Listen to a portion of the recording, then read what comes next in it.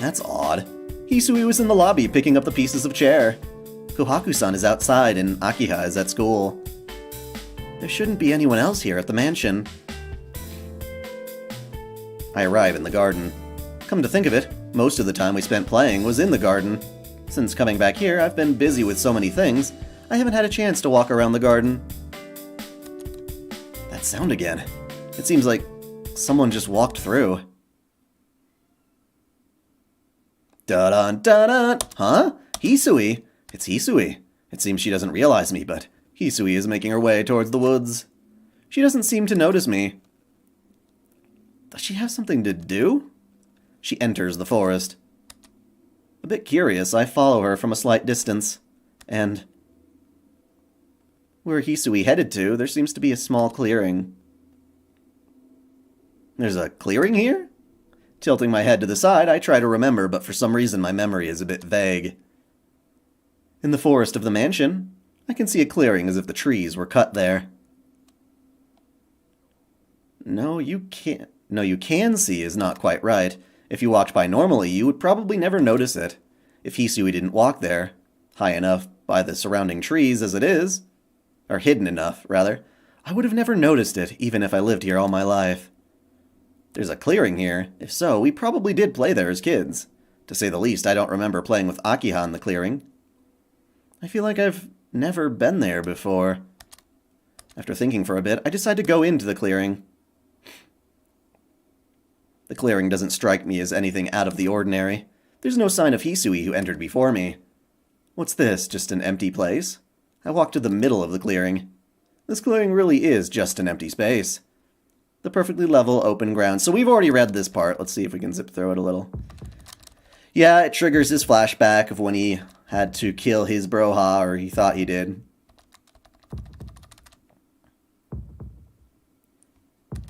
Yep, we're still in Ciel's route. Shiki still has to realize his past, though, even in Ciel's route.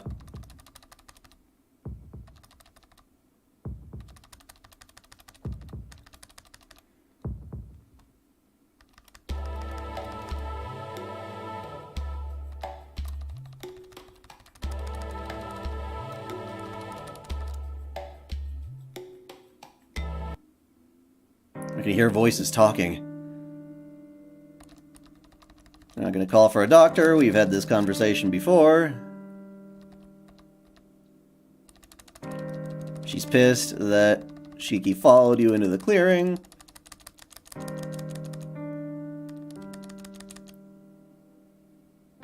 You're awake? Yup.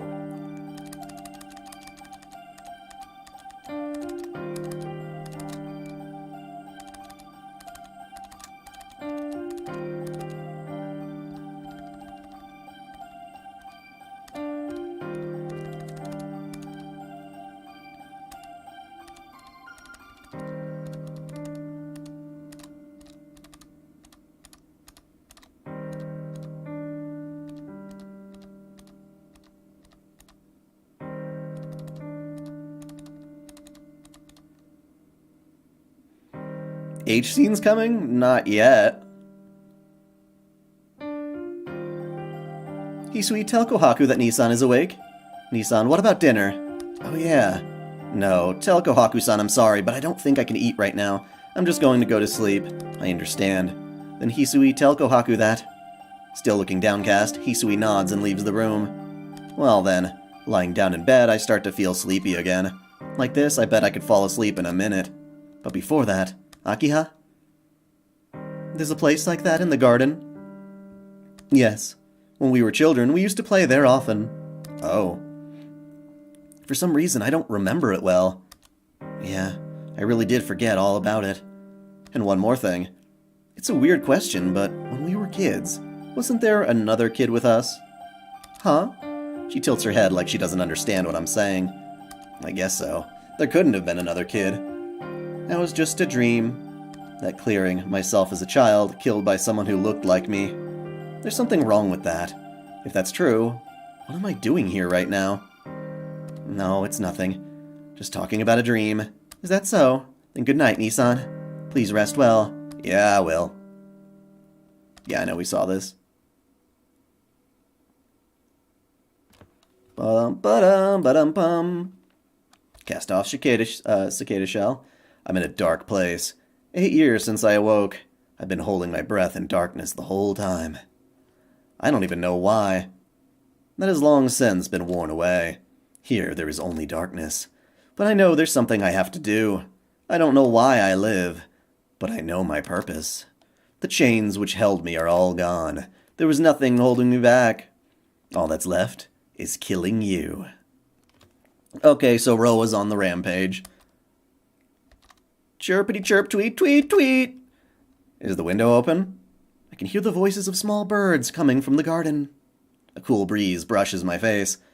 The brilliant sunlight hits my eyes. A quiet, delicate tinge. A gentle morning visit. Morning? It seems like I slept until now after Aki had treated me. My body still feels a little heavy, but I still feel much better than last night. Opening my eyes, I get up. I feel like throwing up instantly. I still have my anemia from yesterday. My chest hurts and I feel sick. Please excuse me. Hisui enters my room. She must have thought I was still asleep, because she seems surprised to see me up. Good morning. It seems you have awakened, Shiki-sama. For some reason, Hisui's reaction annoys me. Morning. Breakfast, right? I'll be there soon, so just get out. I'm going to change. Yes, please excuse me. Don't be an ass face. No matter how poor of a mood I'm in, letting it out on Hisui like that, there's something wrong with me. I feel sick. Even if I go to school like this, I won't be able to do anything. Maybe I'll just stay home. But I have to go.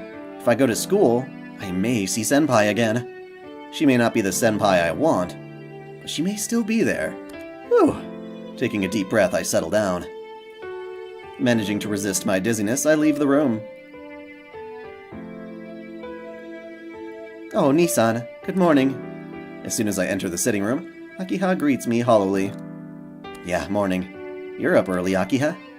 I'm always up this early, but Nissan. Are you alright? Your face still looks pale. If you do not feel well, you can stay home. No, I'm fine. I'm better, so you don't need to worry. I answer her quickly and pass right by. I head to the dining room, since I'll probably collapse if I don't eat. See ya. Isn't it about time for school? Yes. Then I will be going now. Speaking hesitantly, she stands up quietly. Akiha exits the sitting room. After watching her go out of the corner of my eye, I enter the dining room. I leave the mansion and head for school. My limbs are still heavy. With a feeling like I'm in someone else's body, I go down the hill. It's 7:40. The gate becomes congested with students hurrying to class. I don't think Senpai will come, but is waiting here better than waiting in my classroom? We are going to wait right the fuck here because that's what my guide says to do. Yeah, it's been a while since we had a choice. Cool. Cool, that means we're getting further along. Ciel's route now has 1, 2, 3, 4, 5, 6, 7, 8, 9 more choices left in the route. But you never know how spread out they are. In the case of Arcoade, there were some that were like back to back.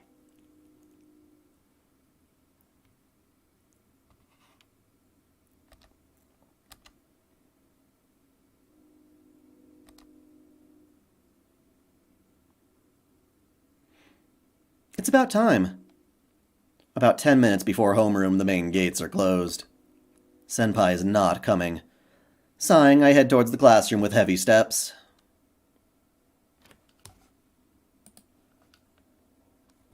Homeroom is about to start, but it's still very rowdy in the classroom. I take my seat by the window and set down my bag. Hey, morning. You're looking pretty bad today. Sheesh. Everyone looks at me and says the same thing. Do I look that sick? Huh? Yeah, come to think of it, you look normal. I don't know, but you really look down, Tono. Down, huh? Certainly my spirits are low. Ever since Senpai said farewell, my body has been heavy and both my mind and body are knocked out. Arihiko, did you see Senpai today? Huh? Senpai? Which Senpai? Which? The only senpai we know is Ciel senpai, so we've already read this scene for sure. So senpai's gone. Bum bum bum, bum bum bum, bum bum bum. Now that she's gone, her brainwashing, her hypnosis is gone.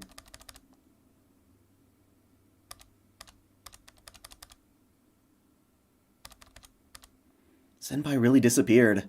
Not just from my sight, but the person known as Ciel senpai is gone, completely without a trace. Arihiko doesn't remember her. I'm sure no one else does either. That farewell, this is what it meant. The movie in front of me continues playing, showing a teacher using white chalkboard on a blackboard. Sorry, white chalk on a blackboard. Nothing seems real anymore. Once classes are over and break time begins, that person will never come again. During lunch, we'll never sit in the tea ceremony room and spend time aimlessly over lunch. Somewhere, I had a thread of hope, but that is gone as well. I've lost Ciel completely. I still haven't done anything. Haven't told her anything. We spent time eating lunch together on a nice day, such as today. That was a distant, precious dream.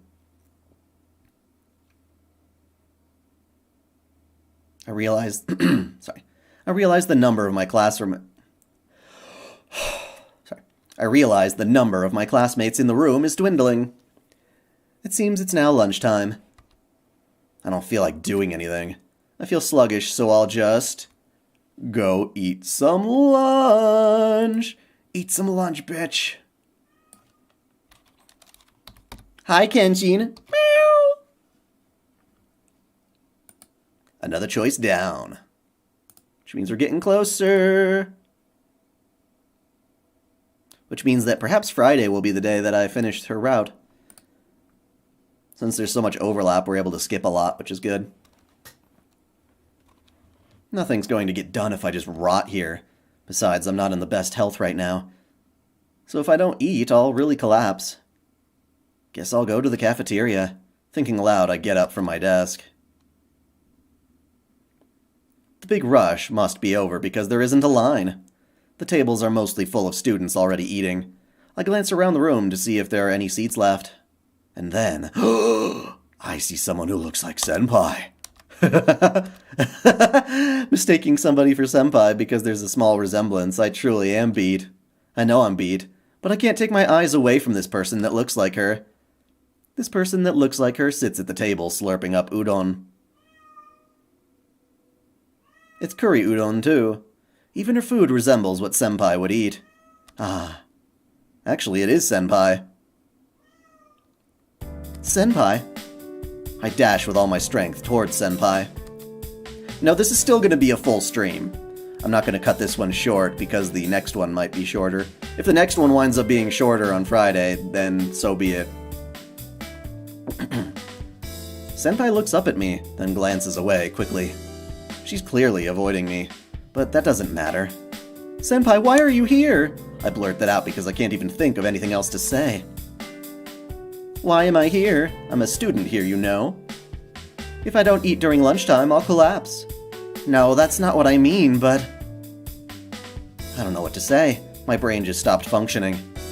She looks away from me as if she wants to complain. I thought it was strange for you to be here. Just yesterday you said farewell, so I thought I would never see you again. Yes, because it was getting late. Students should go back home at that time, yes? Simply, with a straight face, she says this outrageous punchline. What? Or, Tono-kun, are you saying people like me shouldn't come to school? Her eyes, that were so devoid of emotion yesterday, looked directly into mine. A student like me? That's what she said? I don't know if she really is a vampire or not. But she healed from that fatal wound quickly, so she has to be something more than human like Arcoade. You just can't say that's human. But still, to me she is a very dear person. I still don't know exactly what kind of feelings I have for her. But with just half a day, it was only half a day, but just thinking she wasn't in my world anymore made me feel like a reality was nothing I should care for. Sorry, that reality itself was nothing I should care for. So for me, she's someone I can't lose. Senpai, I'd be lying if I said all of it, but I don't care. Even if she is the same as Arcoade, Senpai is still Senpai. That is an absolute truth I believe in. Yes, I should say those words I couldn't say last night. However, before that... Fine. I cannot help it if you hate me, Tono-kun. But this is my daily life, so no matter what you say, I decided to do as I please. She speaks directly. You don't have any complaints, right? Senpai says and stares at me. Huh? Of course, no complaints here. I feel like such an idiot worrying about it so much. Strength drains from my body. Pansy, pansy, pansy.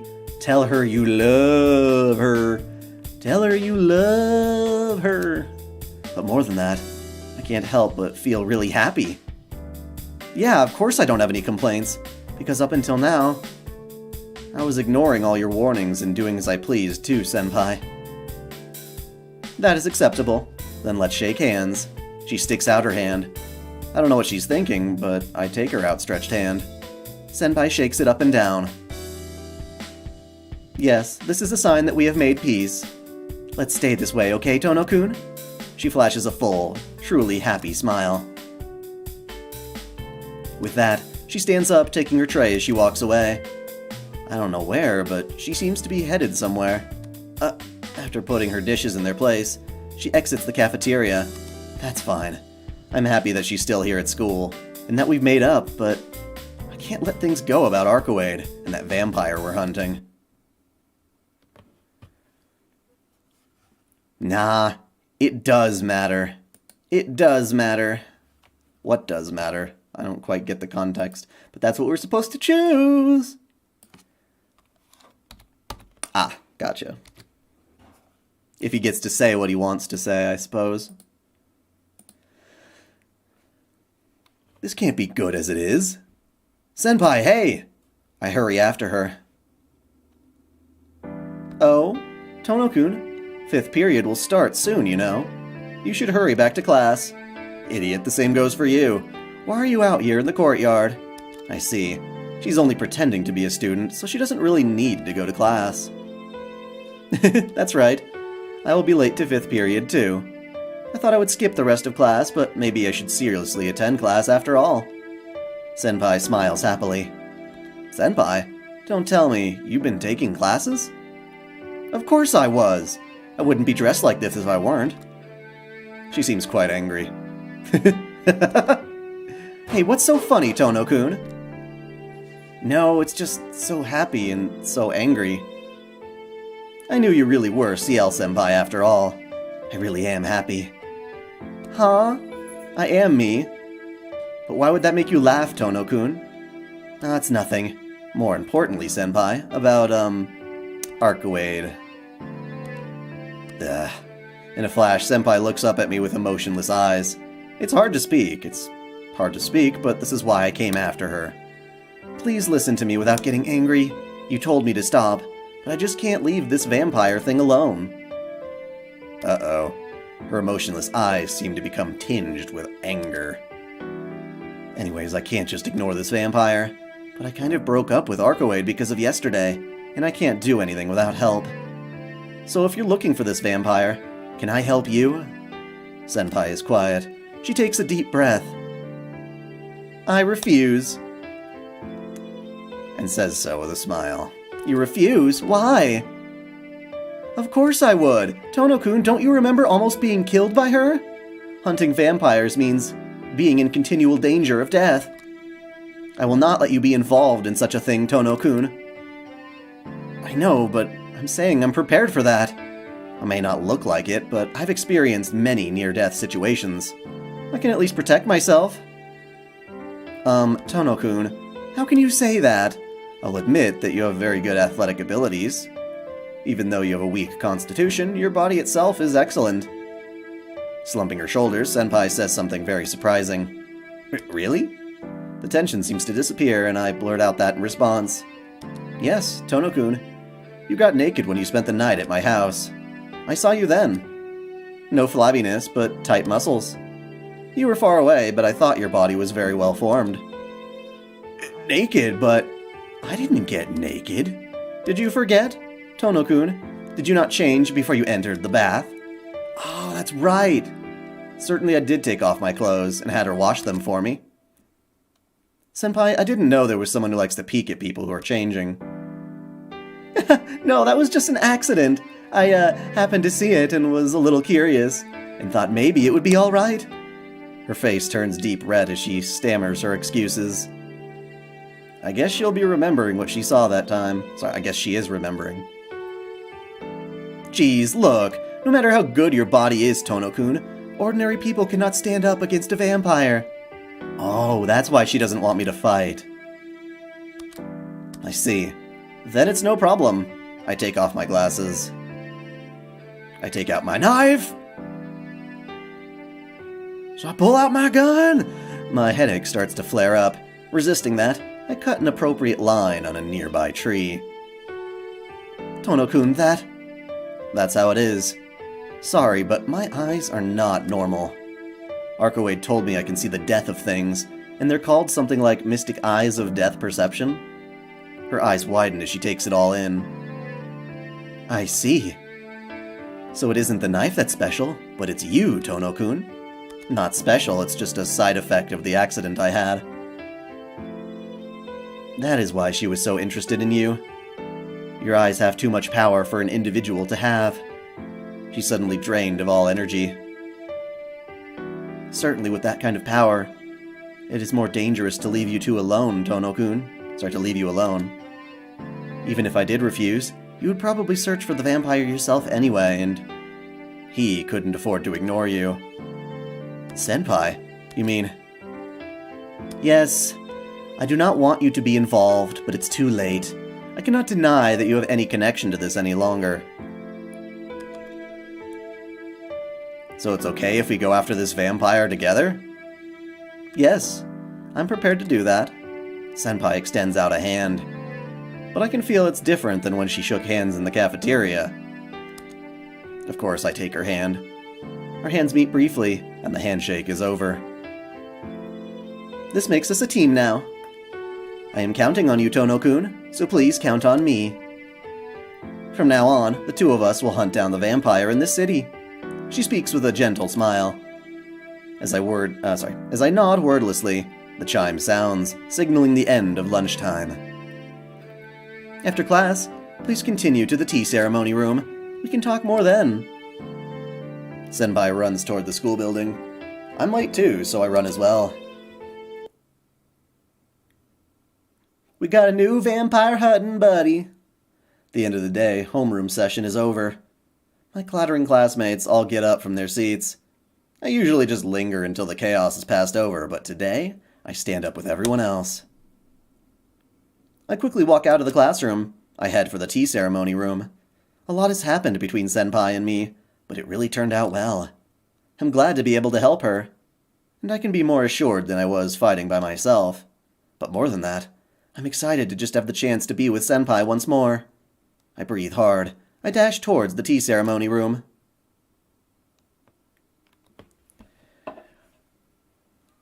You've been enjoying Fate Stay Night and Tsukihime? Are there any visual novels you would recommend to somebody who enjoys those? Well, I really need to know, Sooty Hunter, what parts about it do you really enjoy?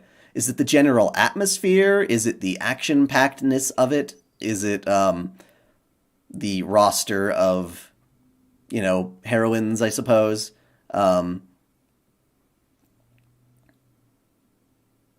Because, I haven't played a shit ton of visual novels, but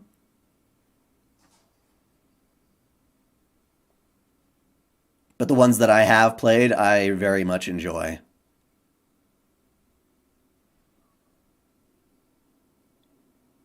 Rewrite? I've heard good things about that.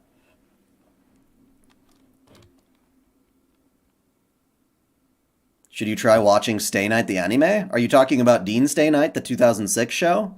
I mean, that and Unlimited Blade Works. I think you should watch both. They're both fun. They just have their own differences. It's not like it takes that long. It's just one anime.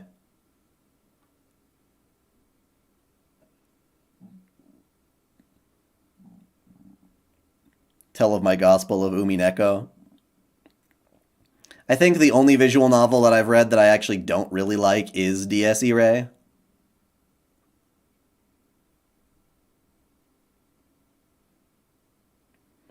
But I know there are certain people who like the Nasuverse who also do like that.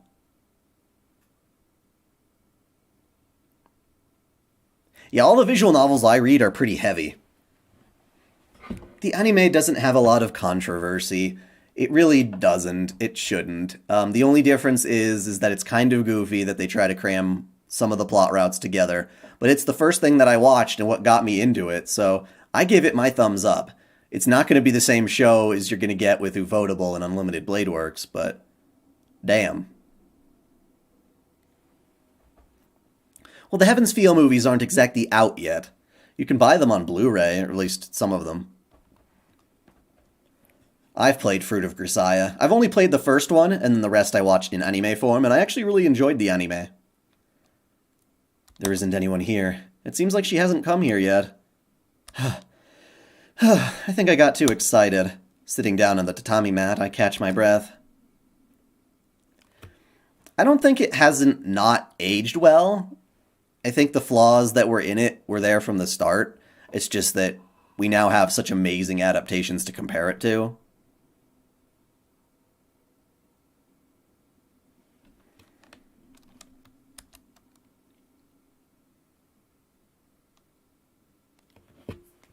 Personally, the way I feel is that if the Fate route were the one that got Studio Dean's movie version instead of Unlimited Blade Works, I wouldn't need there to be a remake of the Fate route. Like, I really enjoy the Unlimited Blade Works movie as a work of animation, not as a storytelling experience, but for someone who knows the story and just likes to watch it, it was pretty good. Studio Dean's movie version of Unlimited Blade Works, I really liked. It was beautiful. Artoria got everyone high. What?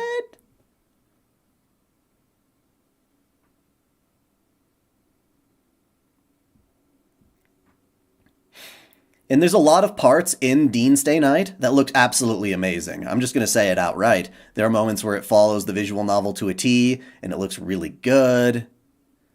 I have not played Da Capo. I don't know much about it. I've heard of it. It's a familiar name.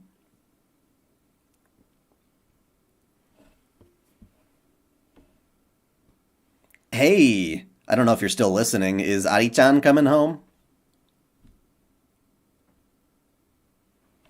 My heated body doesn't cool off that easily. I painfully gasp for air. My body is drenched in sweat and I feel terrible. What? Roofied everyone because of getting killed? I have no idea what you're talking about. That is not a thing. Maybe they're joking about something. They have a threesome? Well, okay. In the original visual novel, they have a threesome. In Dean's Day Night, it's replaced by CG Dragon, but we can all...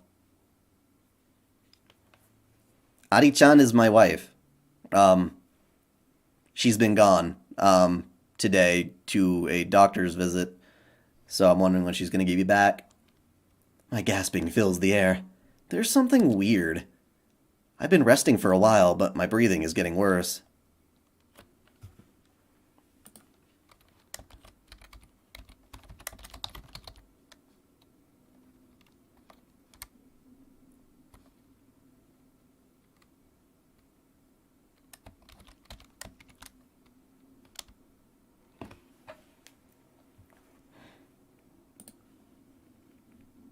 Did I read the visual novel? Oh, no. Okay. There's no roofing going on in Dean's Day Night. Jesus. That's not a thing. That's not a thing. Oh, no, you haven't read the visual novel. Okay.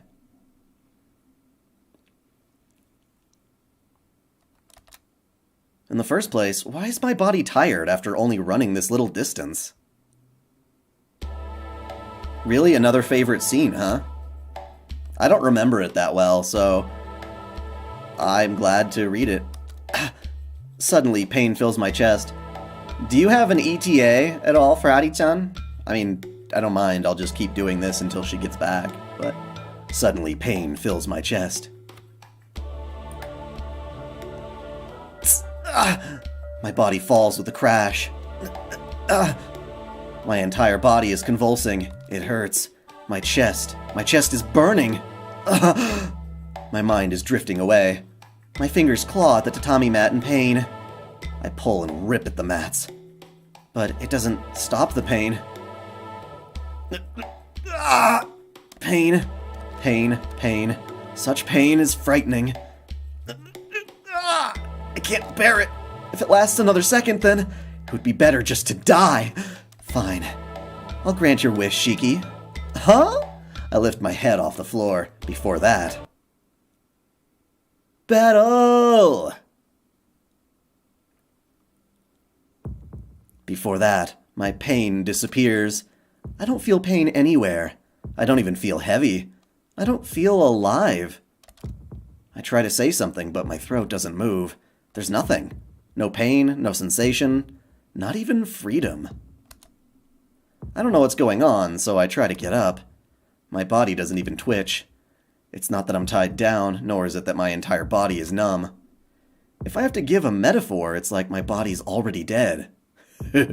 Omae wa mou shinderu. Nani?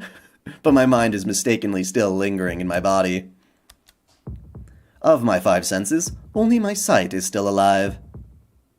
The room is dark. It is already night outside.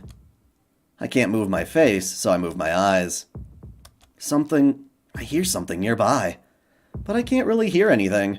It seems something's wrong with my ears. I can't even hear my own breathing. I feel like I can dimly hear a painted voice calling my name. Oh? I thought you'd completely disappeared, but you're awfully persistent, Shiki.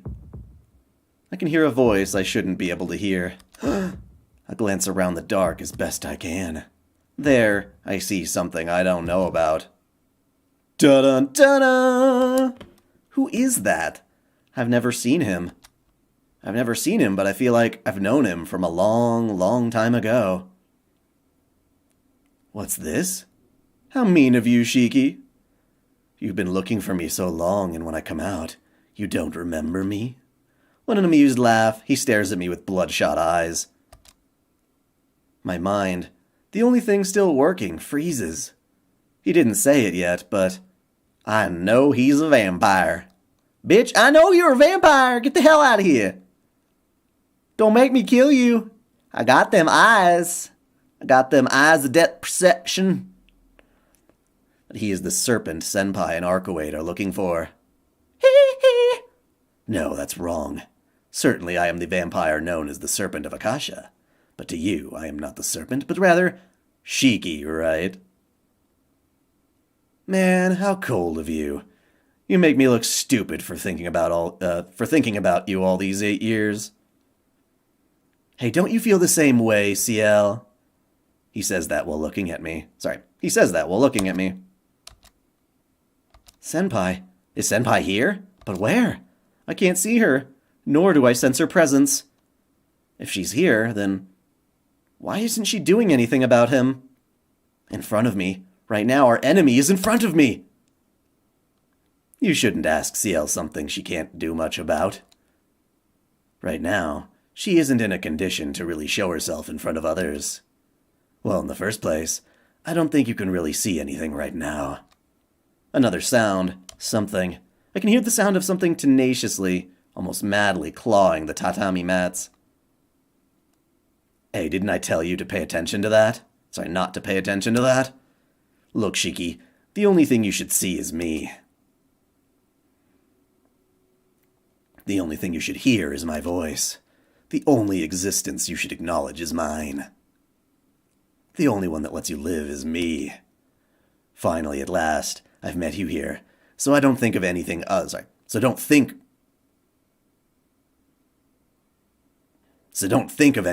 than me. A sharp sound. From the hand of the man before me, this vampire called the Serpent, I hear a sickening sound. And then I hear a faint, pained gasp. No, Kun, I can't quite make it out. Did you really forget, Shiki? My internet's kind of jumping all over the place. Sorry.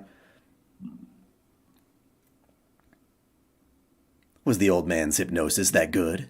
Or did you lose your memory after dying once? Shit, either way, what a waste! Do you understand? These 8 years? I've waited these 8 years. I've waited for this instance where I could steal everything from you, the one who killed me. But what use is it now if you don't remember? What is he saying? I killed him? That's right. If you've forgotten, then remember. The 3 of us were always together, right? In the Tono Mansion, Akiha and you and I would play in the garden together. Before I became like this 8 years ago that day. I can't remember. Certainly it seems like there was another kid with us back then. You can't remember. And we were such good friends, too. He grits his teeth. His whole body quivers with emotion as he was brimming with vexation. Jeez. Was I the only one in pain? That's terrible, Shiki. I was always locked away by my old man, but I could always sense you. Because I was using your life. Even though we're not connected by blood, we're connected by our souls. That's why I wanted you to have a terribly gruesome end. How unfortunate, he says. That sound again. The sound of someone clawing at the tatami mats. What an annoying woman. I stole this life. This was mine since 8 years ago. You think I can just give it back to Shiki? In the first place, I would die without it. Oh, sorry. You like the dark fantasy with deep lore? You can spend a lot of time into dark modern fantasy, where the real world and fantasy meet. Gotcha. Okay. I mean, you might really enjoy DSE Ray. You might want to check that out. It's similar in terms of craziness to, say, like the Nasuverse, with people with unique, interesting, godlike powers fighting each other in a modern setting. A lot of the visual novels I tend to get more attracted to are the horror aspects. So the guy who wrote Fate Zero also wrote The Song of Saya, which is one of my favorite visual novels. So that might not be for you. But it does have, it's horror set in the modern day. It's kind of like Tsukihime and, about a protagonist who gets in kind of an accident, wakes up with these unique abilities. That's almost just like a curse. But it's way the heck more dark. It's way the heck more creepy. I don't know. Look into it. Song of Saya, maybe. Maybe DSE Ray. Depends. In the first place, I would die without it. Ciel, are you telling me to die? How cruel. Just be quiet and stay dead right there. Another piercing sound. The clawing noise stops. Where were we? I'd actually have to play Umineko to be able to say that. I'd sooner do Higurashi, to be honest. I like Higurashi way more than Umineko. The meatloaf hentai? Yes. Where were we? Ah, that's right. We were talking about how deep our bonds were. What I wanted to say is this, Shiki. I'm your brother. But you and Akiha seem to have heartlessly forgotten that. My, Tono Shiki's brother? Well, I'll keep it at that. Shiki, you've heard from Ciel about me, right? A reincarnating soul, a vampire that returns to life after it dies.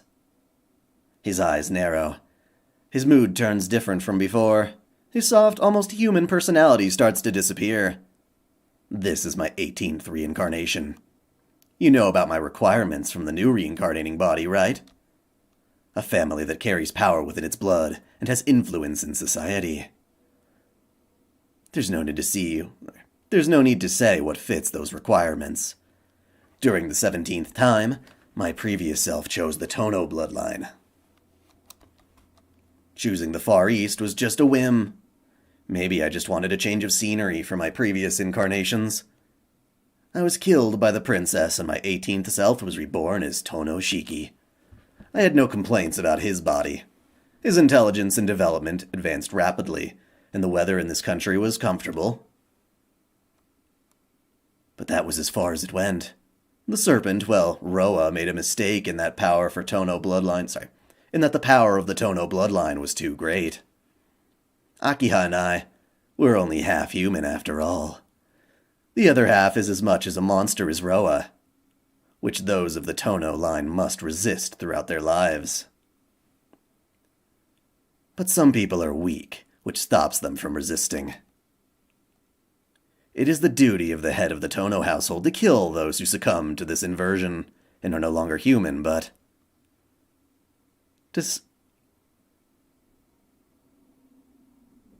Sorry, saw the red. To sum it up, I lost. Normally Roa wouldn't awaken until I become an adult. But since you and I are connected, you can understand, right, Shiki? Two wills cannot exist in one body. It's possible if the other personality stems from a person's will. But a completely different will cannot either. But a completely different will cannot enter. What happens when it can't? Simple. The vessel, the brain, cries out. Headaches occur, suddenly without reason, without meaning. Headaches? Don't tell me. That's right. Your headaches have flowed from me to you. Didn't I say so earlier? I'm using your life. We are two people using the same life. So that's really the answer to Shiki's anemia, his headaches, all that stuff. It's not really that he has that he's such a weak constitution, but rather he's sharing his life with, the other Shiki Tono. Rather, that Shiki Tono is kind of hiding off of his life in much the same way that, Roa is hanging off of Arkuade's power. I'm pretty crazy! So all those crazy things that are happening to Shiki are a result of him. Even his crazy outburst on Arkuade, I think, right?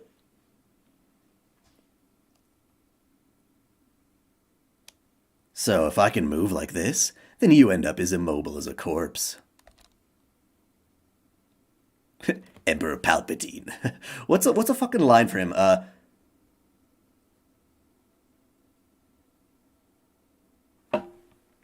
What's the stupid line from the New Jedi?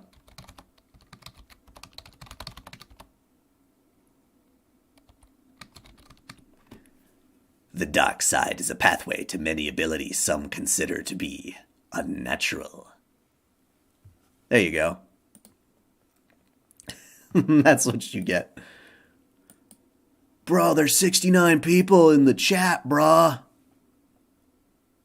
Wait, what the? Oh, okay. What kills a will is another will. My will to live is stronger than yours. Well, but you are still amazing. I'm using your strength trying to kill you, but what's strange? Why are you still alive? As he tilts his head, he really does look perplexed. I'm the one who wants to tilt my head questioningly. Why is he using my life? And in what world is he? My mind is brimming with questions. It seems like you don't understand, Shiki. I told you the only thing that can kill a will is another will. In other words, killing the will does not kill the body. The Roa inside of me was another will besides my own. 8 years ago that summer day, Roa killed the will of the Tono Shiki. Killed the will of Tono Shiki. Like I said, I'm Tono Shiki, right? Yeah, you are Tono Shiki. A true imposter who became the eldest son of the Tono household in place of me, who succumbed to inversion. Listen up. I even liked you, Shiki. Me and my old man didn't get along either, and you were a good guy. We were really good friends. Of course I loved Akiha too, but I couldn't allow her to grow more attached to you. Wait, Wait, what is he saying? Yeah, I remember that feeling from that time. Everything turned crimson, and I started to hate everything. The voices of the birds, the leaves on the trees, everything became bothersome to me, and I destroyed whatever I came across. 8 years ago, Shiki, in that courtyard, Roa killed my will. Normally it would have been all over when Roa awoke. But the Tono family is special. As soon as my reason was lost, my body succumbed to inversion. I guess it's what you call an inversion impulse. But you do what you always thought was taboo. I guess deep in my heart I was jealous of you. In the end, I killed you because you were there. Man, there was never a pleasure greater than that time. Piercing your chest with this hand and feeling your heart as you coughed up blood. I thought I was reborn again. It felt so wonderful. I stood there wanting to play with your dying body even longer. But I was pushing my luck. While I was eagerly trying to rip out your heart, someone informed the old man. That bastard, he rushed over and killed me. Me, his real son. Shit. I guess cruel fathers do exist. A father like that can't complain when he's killed by his own son, right, Shiki? Well, in the end, I felt pretty good. Blood. In that courtyard, the bloody corpse of a child. Yes, you finally remember, Shiki. That's right, I'm the one who killed you. But you lived through it and took over my place as Tono Shiki. My old man, that bastard, he locked me away like trash in an underground cell after killing me. Because he couldn't have it known that his eldest son was dead, he took you, his adopted son, and replaced me. I was adopted?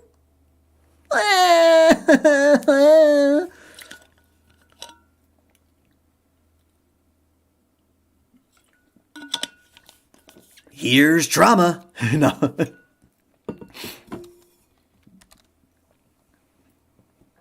Yeah, the old man used you after your miraculous recovery.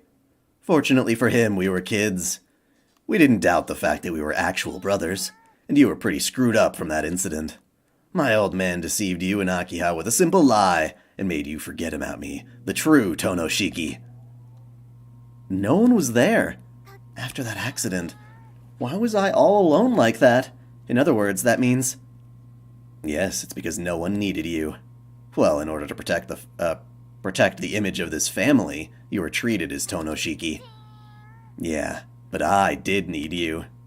Because thanks to stealing your life, I was able to survive when my old man killed me. For that and only that, I thank you, Shiki. I don't understand. So why? Why am I still alive then? Who knows? I'd like to know that myself. But it doesn't really matter, because you're going to die here anyway. The dub voice for Shiki. I think I'm trying to sound a lot more like Vicious from Cowboy Bebop, to be honest.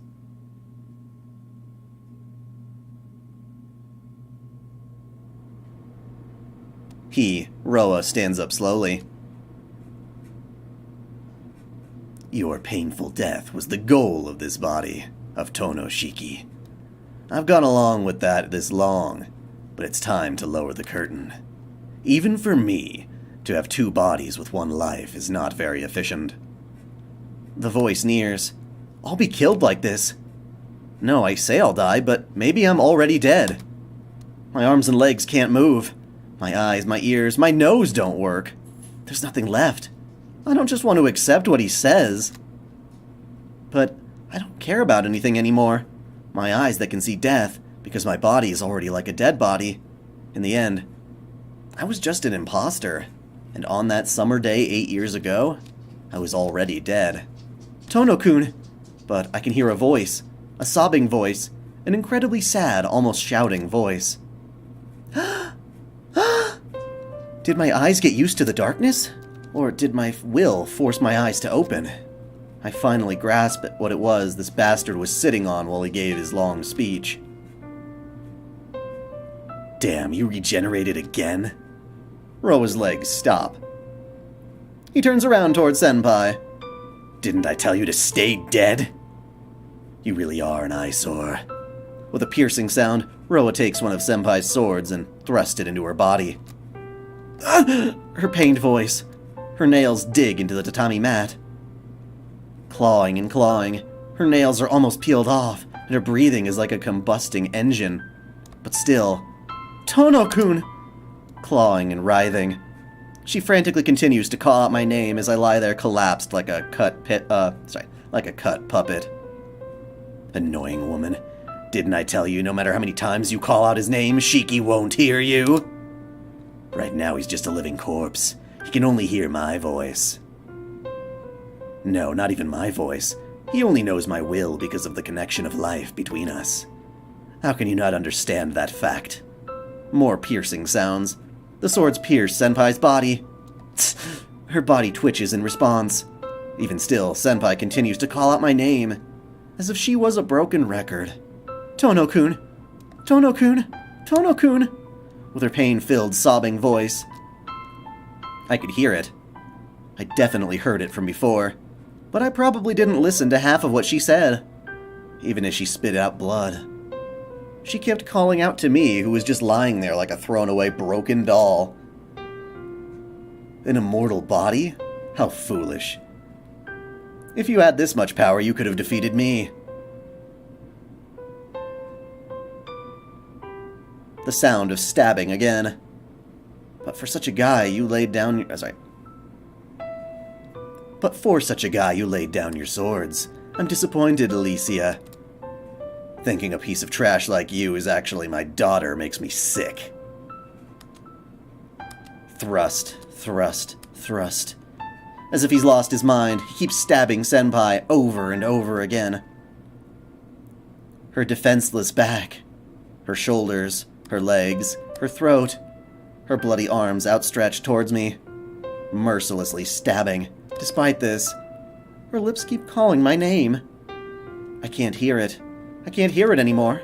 It's not that my ears are no longer working, but her throat is already dead.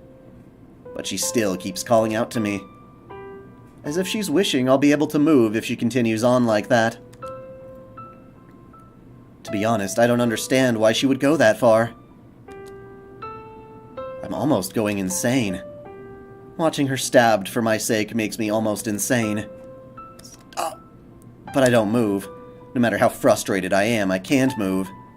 No matter what I do, this body doesn't move. Wonderful. A simple hatred that is almost lethal. It was just an instant, but I felt your will directed against me. You may want to kill me, but this isn't something to be mad about. He pulls out a sword. Senpai's body sinks toward the floor. Before that can happen, he pulls her up by the hair. Look, boy, let me teach you something.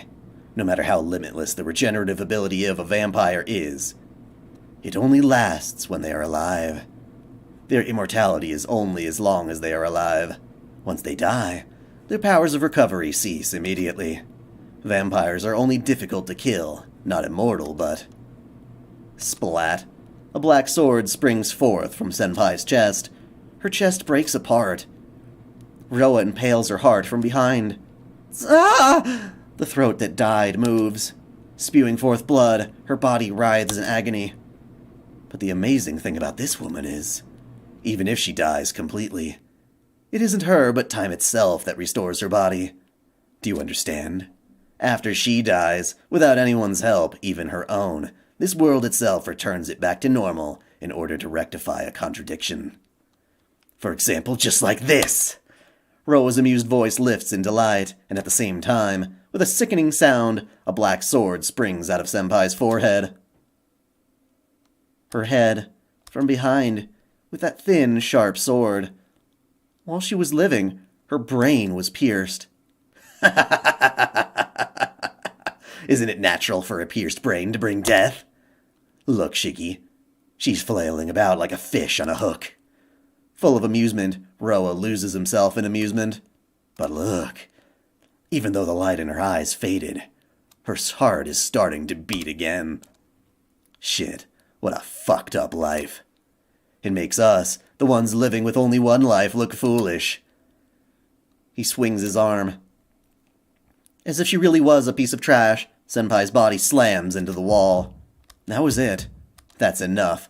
I don't care what happens. I don't care if I go crazy. I don't care if people call me a murderer. See, I'm cute compared to her. This is a monster that comes back from nothing, even if you kill every last bit of her. Every last cell of her. Is killing something that doesn't really die really... Is killing something that doesn't really die really a sin? A high, ill-sounding laugh. Roa throws the sword in his hands towards Senpai, as if he were playing darts. Splud. That is the signal. With that, all rational thought splinters away. I stand up. Bastard, how can you move? There's no need to say it. The one with the stronger will uses the life, right? Then up until now, I never thought this strongly about anything before. This can't be. Am I weaker than you? Roa, I'm going to kill you. In the darkness, my knife crosses against his claws. His movement is almost blindingly fast, but my body follows him. My arms move as if they belong to someone else. My eyes persistently, accurately look just at his lines. My entire body burns. My brain feels like it's on fire. Just like when I first saw that golden-haired princess of the vampires, my body is like something else. Roa springs away.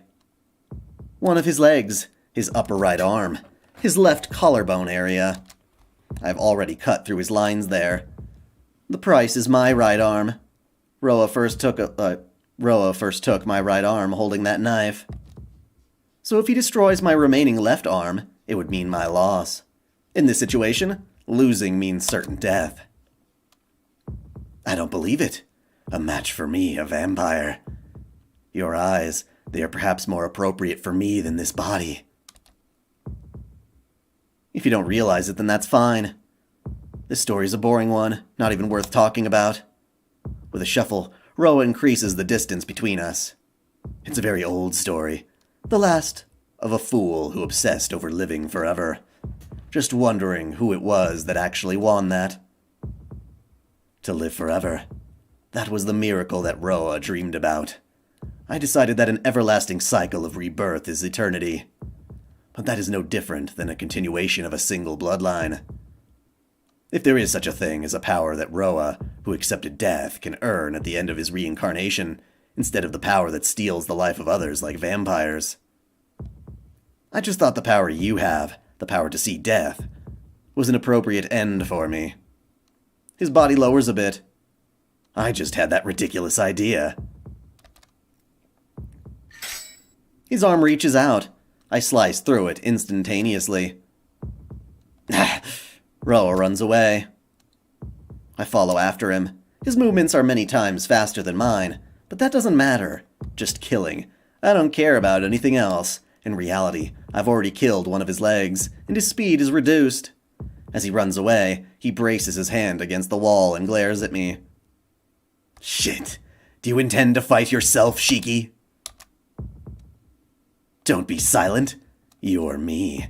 I am Shiki, and you are Shiki. We are the same type of being. It doesn't matter if that bastard Roa existed or not. I was originally a creature eating human flesh. As a child, I had this urge to eat human flesh, even though that has never changed. Even though that changed to drinking blood.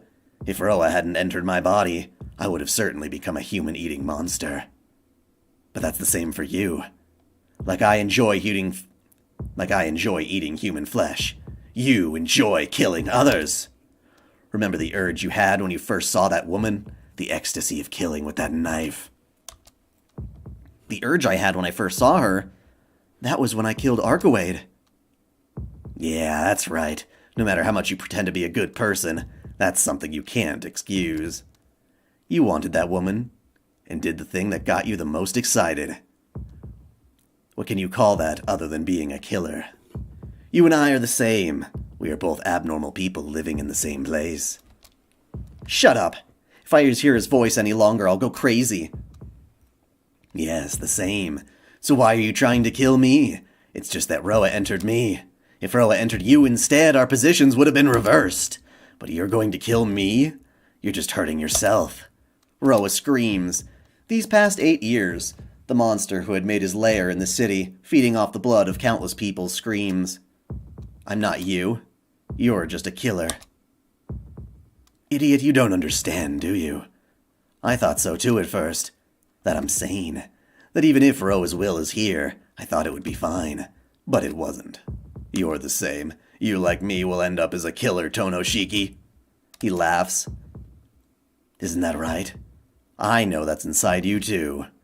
You know, that impulse is not something that flows from me to you. Just admit it, killer. Your inversion impulse is nothing more than what you wish for. I ready my knife. I don't want to hear his voice any longer. I focus my gaze on him. All that's left is to slice them. I see. You are trying to kill me, Shiki. He pulls back. That's his final move. But don't you ever wonder which of us was really killed? Suddenly I halt my attack. Yes, in the end, both of us died in that place. So I might be the one killed by Roa. And you might be the one you might be the Shiki taken over by the serpent, right? Hey, Shiki. Didn't you ever think about it this way? That you've just not realized it, but you were already an insane person a long, long time ago? That can't be true, can it? I get kicked into the wall from behind. What is this? Being distracted by such stupid words. My remaining left arm becomes shredded and pained in blood. I can't move it one bit, and my knife clatters to the floor. And in front of me, Roa stands with his furious, bloodshot eyes. Idiot, that's not it at all. I'm Roa. You had that inversion impulse because you were connected to me subconsciously. He grins. Roa takes a step forward. Bye, Shiki. It's been fun. With that, he swings his knife like claws downward. Okay, what the?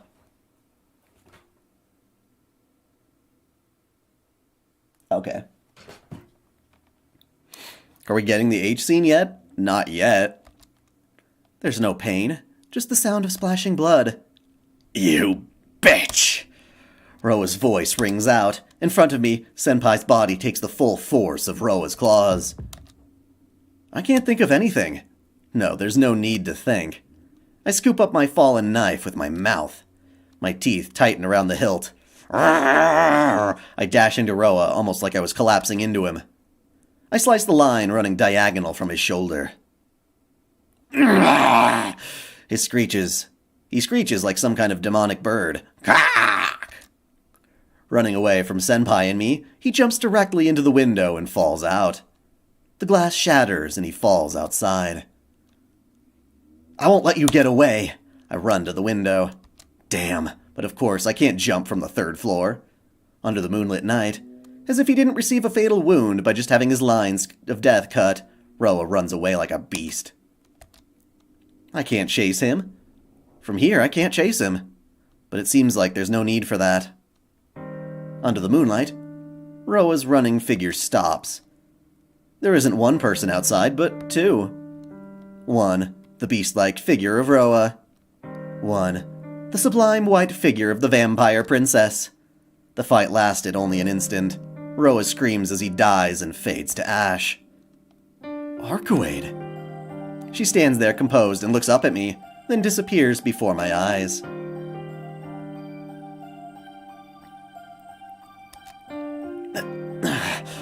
I'm exhausted. My body collapses on the floor. Leaning against the wall, I sit down. The knife falls from my mouth.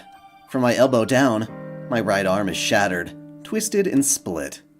Roa's claw marks remain gouged into my left shoulder,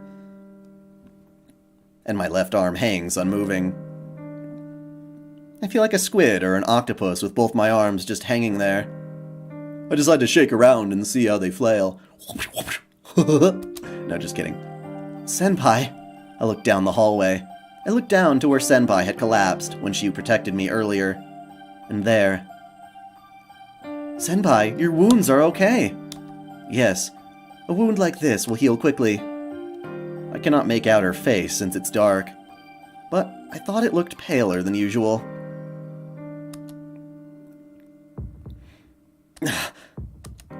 Headache. This headache. This headache, this headache, this headache, this headache, this headache! Because I still see these lines. I have this headache. Tono-kun? What's wrong? Nothing, it's just my head hurts. I manage to reply as I bear the pain. My hands. If I could move them, I could probably hold my head and maybe calm down. But they don't move an inch. Probably because you saw too much death. Tono-kun, you were pushing yourself too much. Trying to defeat Roa by yourself was being reckless. It's not reckless. You were the one being reckless. Why did you let him do that to you? He just caught me off guard. Idiot, I heard all of it. I heard how Senpai threw away her swords to protect me. Going through that just to protect me was stupid. Going through that, and just calling out my name, there's something wrong. I suppose, no matter what I did, you revived by yourself. I guess I was just doing useless things. No, that's not it at all. But I heard you. Tono-kun, your voice. I know I heard it. You kept calling my name. So it made me realize I was still alive. So what saved me wasn't my desire to kill Roa, but it was just Senpai's voice. Tono-kun, your wounds, do they hurt? Please wait, I'll heal them. No, it's not really my arms. The headache is terrible. The pain isn't coming from outside, but it feels like it's shooting out from inside me. It's a reaction from seeing too much death. Suddenly overworking your brain like that probably caused too much blood to flow. I know that, but... Look, your power is very dangerous to you, Tono-kun. Seeing that which should not be possible to see puts a huge strain on your body, and your blood vessels will not be able to handle the flow of your blood. Seeing the death of something close to you, like humans, shouldn't be a problem, but seeing the death of things that don't naturally have a death is extremely dangerous. Yeah, that's okay though, Senpai. Roa is now dead. I don't have to see any more death. So I don't have to see them. Senpai, do you know where my glasses are? Huh? My glasses, without them, I see these lines all the time. If I don't have them, I'll go crazy. They're probably in the tea ceremony room, so could you please get them for me? Tono-kun, what are you saying? Your glasses are definitely... I understand. I'll go get it right away, so please close your eyes. If you use them much longer, it'll be really bad for you. Yeah, I'll do that. Thanks. I close my eyelids.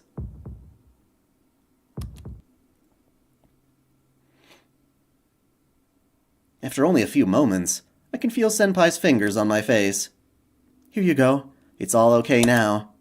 Please open your eyes, Tono-kun. So he's seeing death lines through those glasses, I'm pretty sure he is.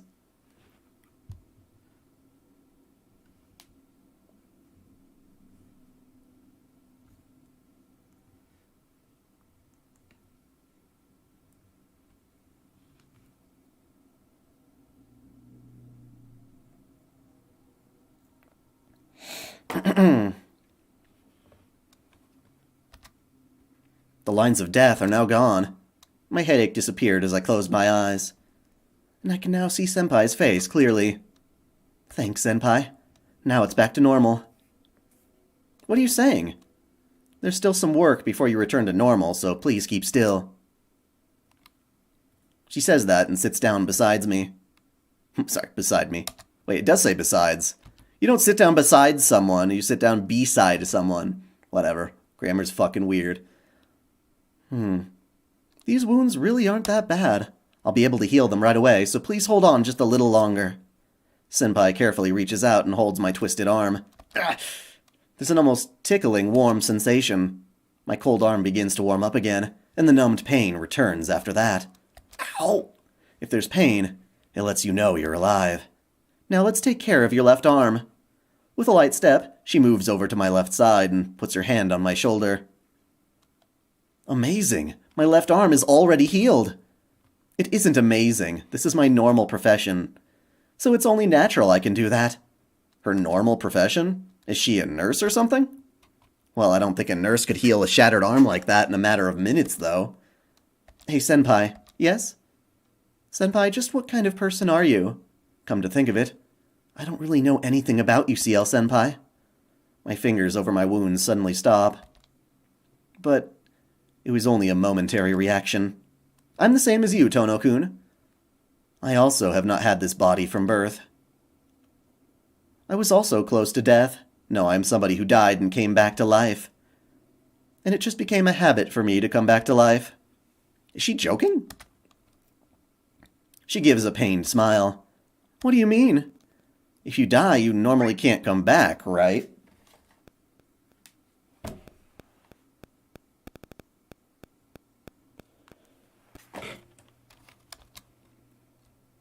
What I'm saying is that I was not normal. Not normal, like Garkuade? She doesn't respond. Is she done? Senpai stands up. There, all finished. How is it? Can you move? I lift my hands and move them around. My fingers can move at will. And there's only a little pain. Yeah, no problems. Thanks, Senpai. I'm just always helped by you. Senpai doesn't answer and just smiles. Then let's go back. There's no need to be here any longer. Senpai starts to walk away. Picking up my fallen knife, I follow her out of the school. The two of us walk to the gate under the moonlight. Senpai doesn't say anything. Looking at her back, I think reluctantly about things I don't want to consider. Roa is gone. Arkuade's also gone. Their purpose was to eliminate Roa, so Senpai has no reason to stay here any longer. This is serious. I knew it all along, but I never thought this would come so quickly. I want Senpai to stay here. I want her to stay, but it isn't just my problem. I steal a glance at Senpai's face. What does Senpai plan on doing? And then, Senpai suddenly stops walking. Tono-kun? She looks directly at me with eyes devoid of any emotion. What is it, Senpai? About what we were talking about before. About how you're like Arkuade? She nods. She's still staring me in the eye and she starts to speak. Tono-kun? If I was a vampire, what would you do? What? My mind goes blank. I don't know what she wants to hear. Still. Senpai is Senpai. Even if you are a vampire, that wouldn't change. Her expression remains the same. Just for an instant, I think she smiled sadly. I am the same as her. Just like she is a vampire who has had no experience. I might just be a vampire who has no sense of self. She speaks as if it was a monologue. I'm at a loss for words. I don't know what to say to that. So just like before, I can only say what I really feel. That's fine. Huh? I said that's fine. Even if you are a vampire, I still like you, Senpai. What? Senpai stands there in complete amazement. Realizing what I just said, I blush furiously and look away. Anyway, that's all I want to say. Come on, let's go back, Senpai. Trying to hide my embarrassment, I pull myself to reality. Go back. Where is Senpai going to return to? I suddenly feel terrible. I'm afraid to look at her face and can't turn around. Tono-kun? From behind me, Senpai's voice calls out. Her quiet, emotionless voice. What is it? I answer without turning. You know why I came to this city, right? Yeah. Unfortunately, I know. You came to kill Roa. Yes. But I haven't told you yet. Or why yet. I really meant to tell you in the tea ceremony room, but things ended quickly. That's true. It was kind of disappointing. But wasn't you chasing off Roa part of your duty in the church? No. The place I'm in doesn't really have much work. Even when there is, it's only a few times a year I get called there. So this time is my own judgment. Not because of the orders of the church, but I came here of my own will. Your will? Yes. I came here only because of my own circumstances. I want to die as a human, so I've been chasing Roa. He is the reason my body has become like this. Wants to die? Wants to die? For that sole reason, I have kept on living like this. But that is all over now. These past 5 years. Was it a long time? Was it a short time? I don't know. Her emotionless voice stops. She jumps directly in front of me. So I have to thank you, Tono-kun. My work here is done now. All that's left is for me to take responsibility for all of my actions. Senpai, you mean she's going to leave? Thank you so much for everything until now. It has been a long time since I've been this happy. So let's finish with a handshake. Senpai puts out her hand. I wordlessly accept it. A handshake, where we only grip our hands tightly. Then this is where we part. Even though I'm not going to be here, please stay friends with Inui-kun. I wanted to be a student like you and Inui-kun. And please don't take off your glasses too much. Strange power has a tendency to attract strange things. You were fine this time, but I do not know what will happen the next time. Yeah, I know, someone taught me that a long time ago. In the first place, I've only recently begun to take them off with everything that's been happening. I see. That is a relief. Her fingers pull back. With the handshake over, she pulls back slightly. Then this is farewell.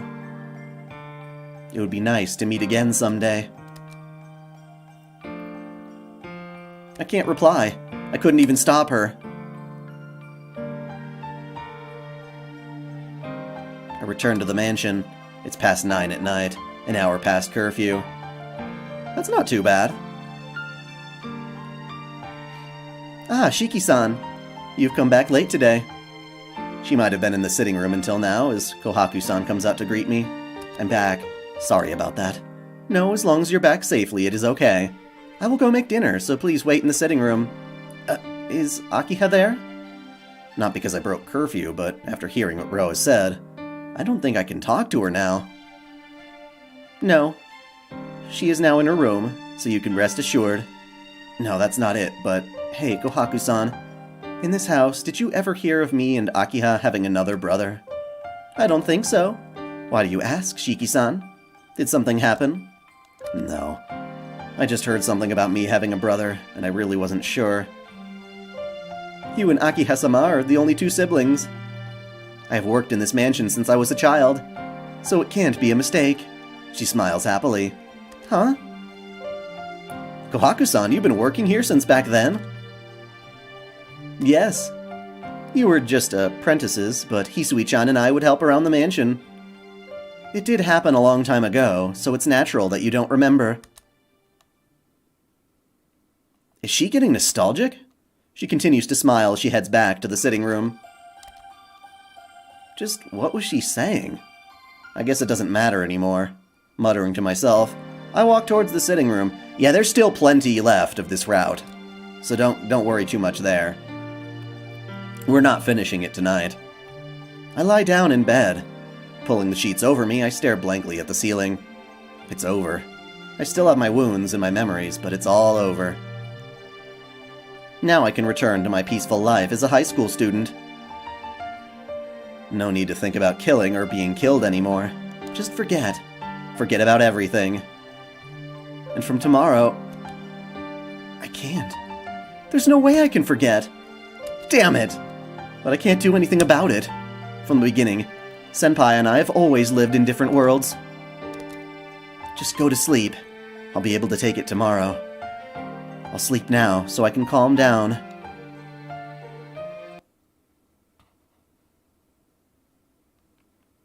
I can't sleep. My chest is still bothering me. Oh well. I choose a book of English sentences to read so I can drift off to sleep. 1976. I was born as a child of a shopkeeper from a remote countryside village in France. I looked like my mother, who was Oriental, so I grew up feeling a little out of place wherever I went. But all the townspeople were great people and would greet me with bright smiles. To be able to face those smiles, I lived my days honestly and positively. Helping my dad, going to school, falling in love like normal. That was my life, and I never doubted my happiness. It was truly a very short time until my 16th birthday. That came suddenly to my body, such as when I'd be playing with children. For no reason, I wanted to snap their necks. Such as when I see a poor beggar by the road. It seemed so funny. I just wanted to stab him with a knife. There was no reason for these feelings. I could not talk to anyone about it, so I started to lock myself away in my room. Yeah, picture of Paris. The manga does a better job of showing the village itself. My dark passions came forth from within me. It's not like I had two personalities or someone came inside me. Oh.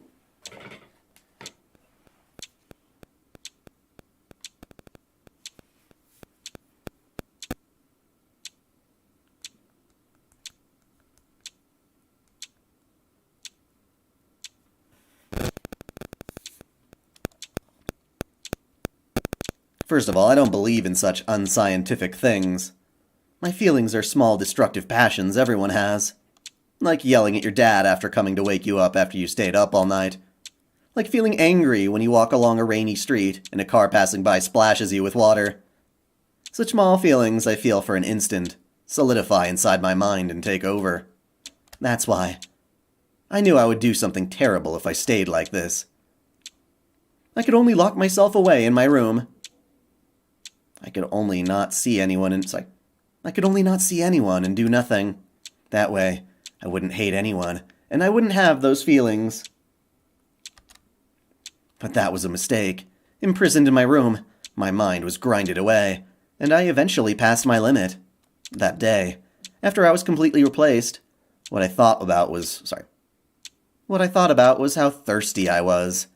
I took my weakened body out of my room. My parents ran to me, as I came out of the room for the first time in a few months. Greeting my worried parents with a smile, I killed them. It really was quick. With my weakened body, I bit into their necks and sucked their blood. After sucking out their blood in life, I stood back up. Has it been 100 years? This body is very fascinating. I've got tits now. Nice. That was my voice I had never heard before. My lips shaping a smile. What used to be me hugged itself. What kind of coincidence was it? Originally, the family I was born into was one I chose beforehand. But my previous self was destroyed by the princess before I could decide that. I could only fill the condition that the one I reincarnated into has a physical potential, resulting in an imperfect reincarnation. As a result, I was born into a body with a high potential, but into a normal family without any high social standing. It will be difficult to take over this town without having people notice. But I was not disappointed. In fact, I was filled with happiness. Certainly it would take a long time for a normal family to gain power. Seizing power socially would be difficult with it. Sorry. Let me breathe. Seizing power socially would be difficult with this self. But in exchange for that inconvenience, I found a truly excellent body. Until now, I'd always tried to balance the body and the family standing. Consequently, I was never able to find a truly excellent body. However, the body this time carries many more magic circuits than any of the bodies before. And this body had the same potential as my original. Now I get the response.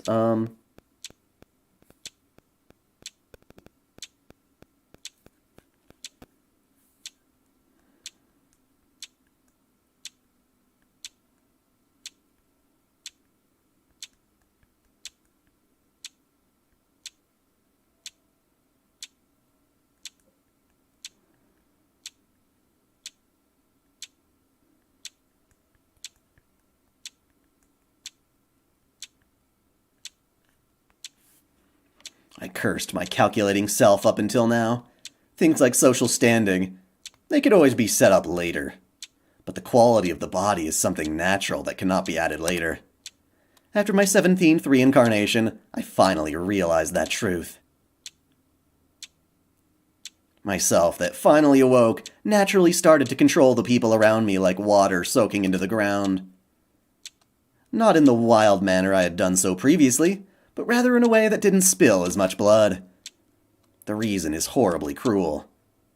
The reincarnated will called myself cannot exist by itself.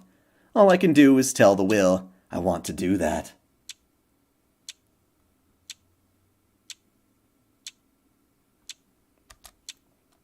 I'm the one moving this body, but the process was determined by my mind, which has grown along with this body.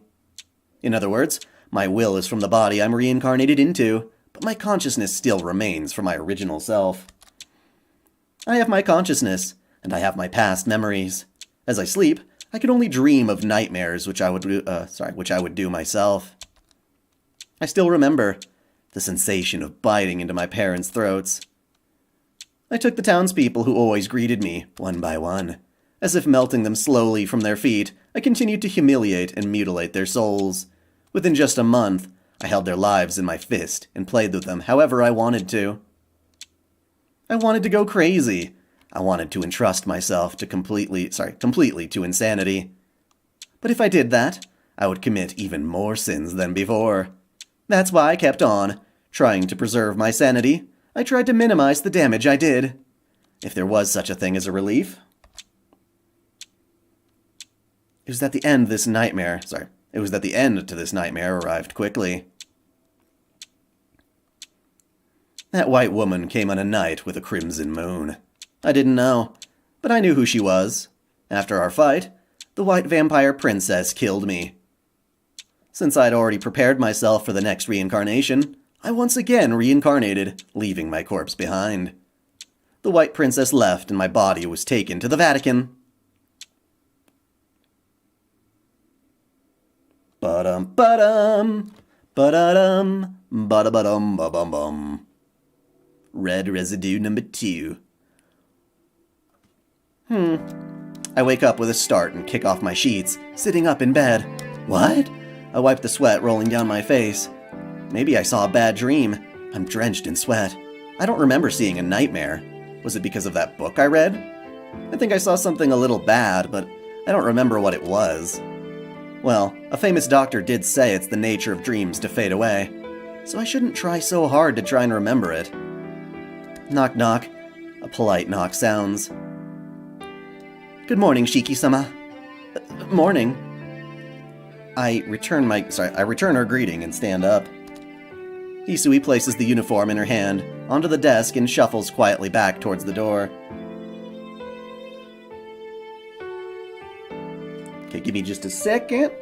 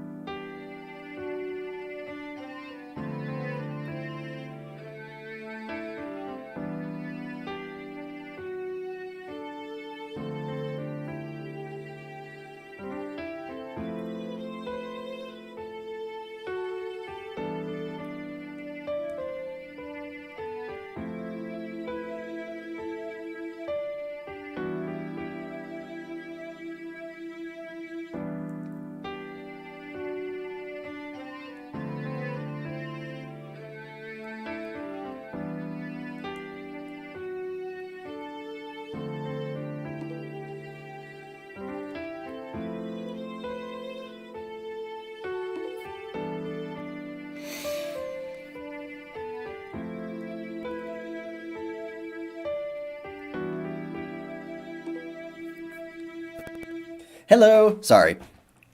It's not loading? What's not loading? I'm still here. I just wasn't saying anything. I was responding to a text about dinner. Guys gotta eat. Anyway, please head to the dining room once you're finished changing. Yeah. Thanks as always.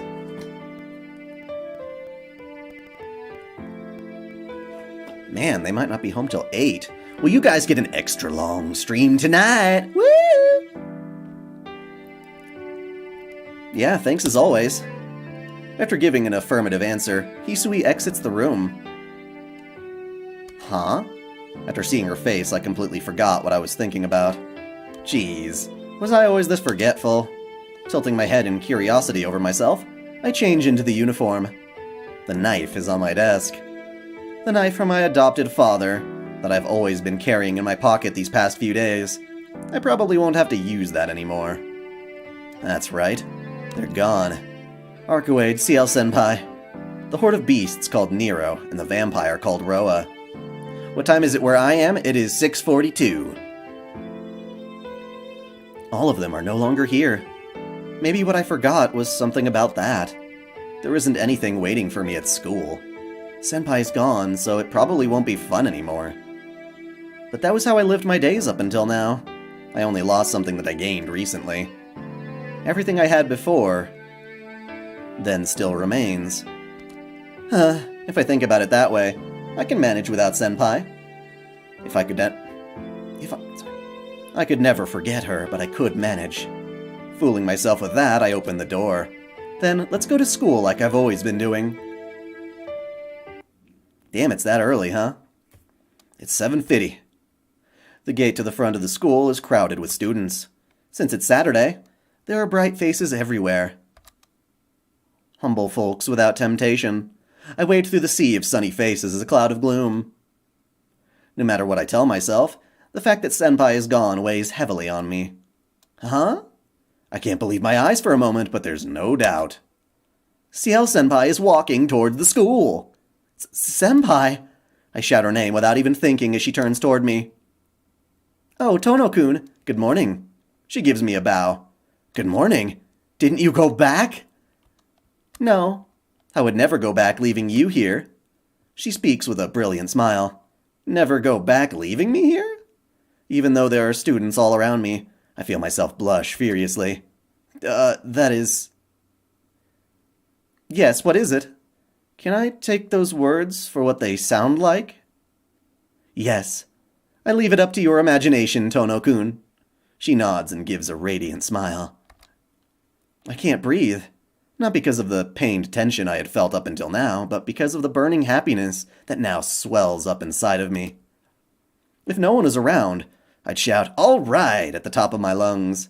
Senpai! I grab her hand. So you mean you won't go anywhere, right? You'll stay here at school forever, right? If I stay at school forever, I'll become an old lady. I'm a third-year student, so I have 4 months left until graduation. But you'll stay here, right? You won't leave like you said yesterday, right? Yes, I'll stay till the end now. All right. I let go of her hand and manage to stop myself. I want to run around the ground for many laps. As if I won a lottery, I'm feeling really high. I'm feeling so high right now. Oh. No, this feels far, far greater than that. I feel like laughing out loud. I can't even bear to just stand here and do nothing. Tono-kun, you should hurry or we'll be late. Oh, that's right. Later, Senpai. See you at break. Waving a hand to Senpai, I go towards the school building. Smiling to myself, I run as fast as I can to class.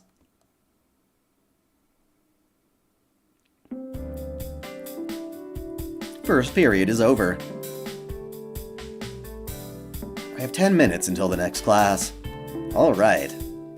The instant I raise myself to go look for Senpai's classroom, huh? Where are you going, Tono-kun? Senpai comes here ahead of me. Nowhere. I was going to see you. I always wait for you, so I thought I'd go see you this time. I see. That makes me very happy. But you don't know my class, right, Tono-kun? It's third year Class B. Please remember it. Oh, really? So you really do take classes? Well done, well done. I see you do more than just cheat. Oh my god. I see you do more than just drink tea in the tea ceremony room. Yes, I do manage to follow classes. Hey, wait a minute, Tono-kun. You think I'm really like that? I can't really deny that.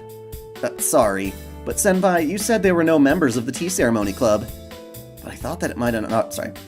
But I thought it might have never existed in the first place.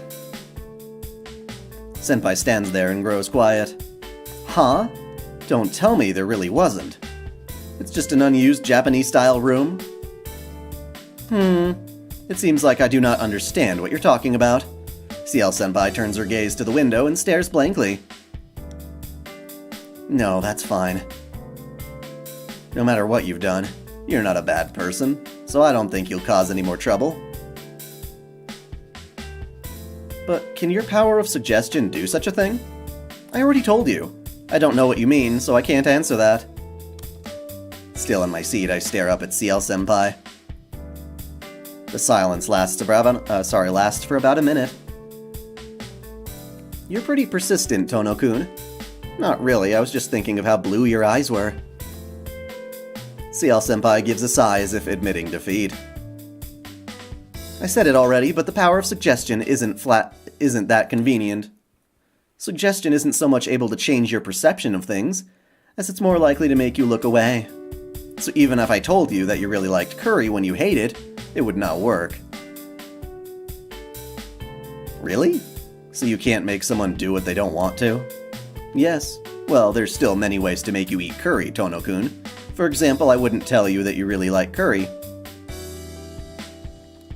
Instead, I could tell you that you wouldn't die if you didn't eat curry. Oh, that you would die if you didn't eat curry. I get it. I would eat it even if I hate it. I see, then you can do and you can do anything with that. No, it is really difficult to set the stage for such a thing, as the resistance would be great. There are many people here that are difficult to forcibly use suggestion against. So all I can do is suggest something like, do not doubt what I say. Yeah, Arikuei said something like that too. Friggin' Jedi. I see. By the way, Senpai. Yes? What is it? Yeah, Senpai, you really love curry, don't you? Ciel-senpai just smiles and does not answer. Her slight expression makes it impossible for me to see if she's denying it or affirming it. Well, it is about time.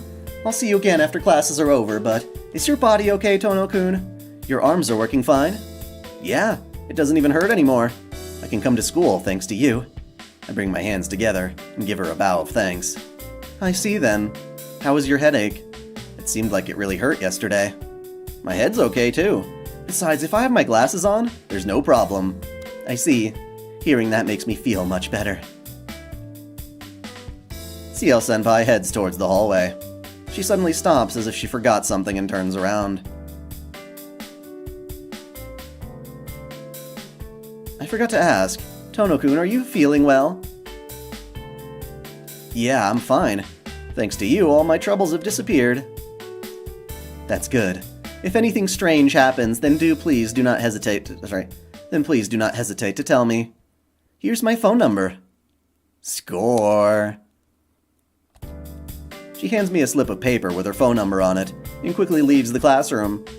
Her phone number? I stare down at the paper in surprise.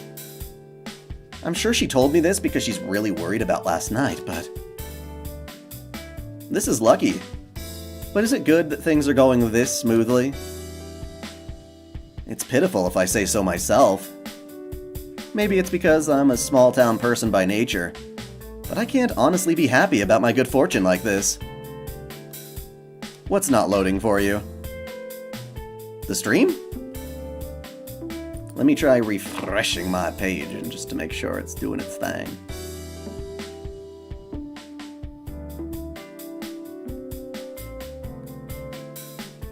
Yeah, looks fine to me. What the fuck?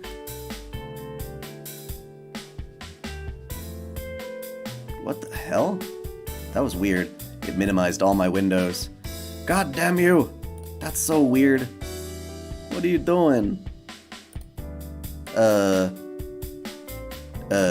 the fuck is happening to my computer? Aha! Okay.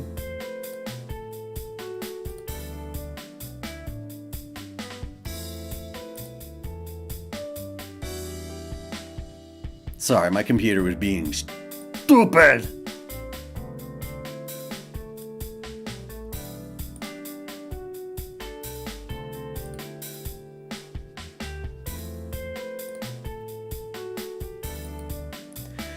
Okay, there we go.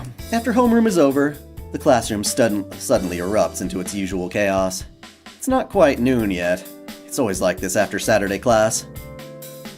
The students rushing back home or eating in the classroom before they go to their club activities mix together and create chaos. But the clap of my ass cheeks keeps alerting the guards. I'm not sure when he even came to school, but Arihiko appears with a suspicious smile on his face. Let's go play, Tono. Without anything else, he tells me what he wants to do. You seem pretty direct today. Did something bad happen to you? No, nothing. I just wanted to hang out with my good friend for no reason. It's all too suspicious. No way. I bet you were laid off by someone or something like that. I'm going home with Senpai today, so I don't have time to spare for you. Senpai? You mean Ciel Senpai? His eyebrows lift in surprise. Yes, but Arihiko, you remember about Senpai? What do you mean? She's who I'm after, how could I forget her? Arihiko makes his proclamation as if it was the most natural thing in the world. I see. Since Ciel Senpai came back to school, everything is back to the way it was. Oh, it's Senpai. Arihiko points happily to the door. Thanks for waiting. Good afternoon, Inui-kun. Ciel gives a succinct bow. Shall we go back now? Or maybe go to the tea ceremony room? Let's do that. If we leave now, we have to part at the gate. I want to talk to you some more, so while we have tea, we can... Someone punches me unexpectedly from behind. Hey! It's you, Arihiko? Yeah, it's me. I'm not one to open my mouth about these things very often, but... Since that was too much back then, I'll tell ya. Arihiko looks at me and Senpai with sad eyes. Ciel Senpai and I look at each other. You two? It is a Saturday, so why do you use it like that? There are far more fun places to go than the tea ceremony room. With a greatly exaggerated movement, he points out the window. Where? Outside the window. Well, I think he's talking about something outside. I answer Ciel Senpai's question. And then Arihiko whacks me again. Tono, are you really trying to make a fool of Senpai? Look, it's Saturday. It's still before noon. And we're students! So why can't you come up with an idea such as going into town with all these conditions? Idiot. I've thought about that already. I did, but... I steal a glance at Ciel Senpai. I get the feeling that rather than roaming rowdily around the city, she would feel more at ease just sitting quietly in a park or something, so I can't ask her that. If I did ask her to go hang out in town, I think she would probably say no. I see. Then shall the three of us have fun? Senpai! Isn't it alright? I don't have to worry about anything anymore, and I bet it'll be fun to go out with the three of us. Yeah, if you want to, then I'd be happy. Yes. Inui-kun, you're okay with this too, right? He simply nods up and down. I bet you didn't expect things to turn out this way. Then it's decided. What shall we do for lunch? Shall we eat at our houses, or the three of us together? We always eat at school, so let's put the money for lunch to play. Me and Arihiko are pretty poor, right? I could maybe borrow some money from my sister. It seems Arihiko really wants to go out and eat with Ciel Senpai. How about Senpai? Is there some place you want to eat? No, I don't usually eat in front of others. I see. You eat more than normal, so I bet it'll be expensive. That's not it! And with that, I'm going to, real quick, put a BRB so I can feed my pets. I'll be right back.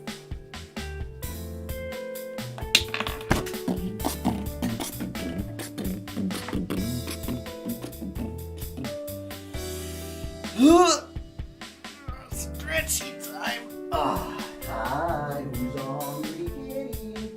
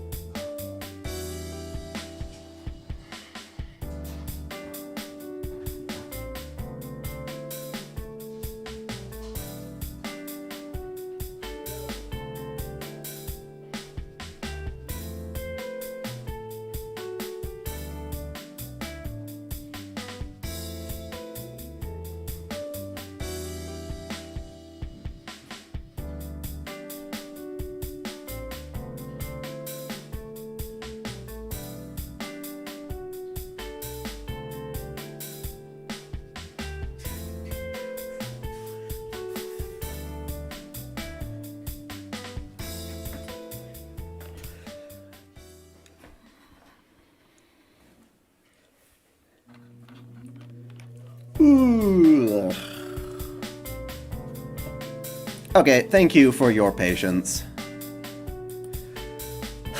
You don't want it to be an H scene? You're funny. That's not it. What are you saying, Tono-kun? I just recalled the data I collected during our lunches in the tea ceremony room until now, and just gave a personal opinion. I agree with Inui-kun. Let us all go out to eat. There is a place by the movie theater called Ananerbe that I heard has great strawberry pie. Ooh, you guys all know Ananerbe? Or however the fuck you say it. Oh, you know that place, Senpai? Oh, sorry, you know your places, Senpai. The owner of that cafe is a master of Italian cooking. And a cat. Why does Arihiko know so many rumors and useless information?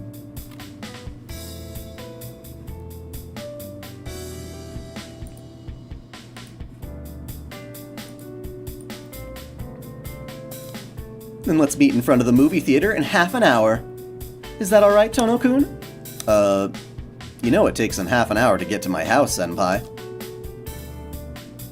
Senpai already starts to disappear down the hallway. Yeah, be late, Tono. If you want to, I wouldn't care if you didn't come till tomorrow. Arihiko stands up and dashes out of the classroom. This all worked out rather strangely. Oh well. I still get to hang out with Ciel Senpai. Bag in hand, I also rush to my place. Oh, Shiki-san, you're back early today, aren't you? Yeah, I'm back, Kohaku-san. I'm in a hurry, so see you later. Shiki-sama? You have returned? I'll be leaving right away, so don't worry about lunch. Alright, 15 minutes. I set a new record for my school back there.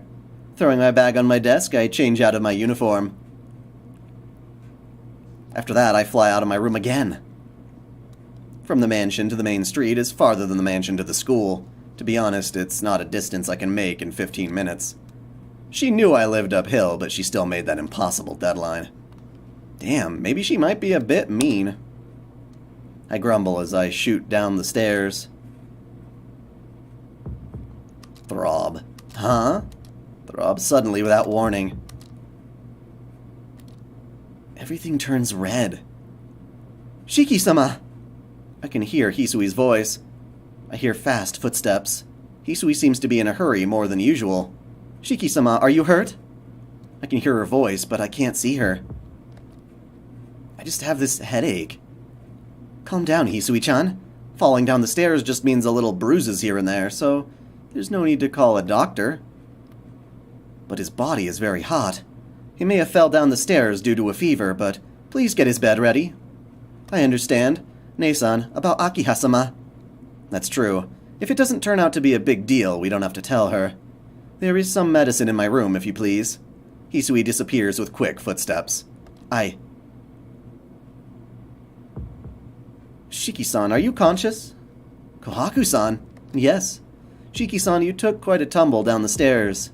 Ooh, thank you for being a supporter. I love it. Full Dream, welcome. And yeah, that gets you entitled to all of my exclusive lessons in Magecraft, as well as, you know, your name in the comments. After the month is over is when I usually check and or update that list. But yeah, so just for the record, now that you are a supporter, go ahead and check out my community tab when you're done, and that'll have all the lessons in Magecraft. Usually the ones at the bottom are the older ones.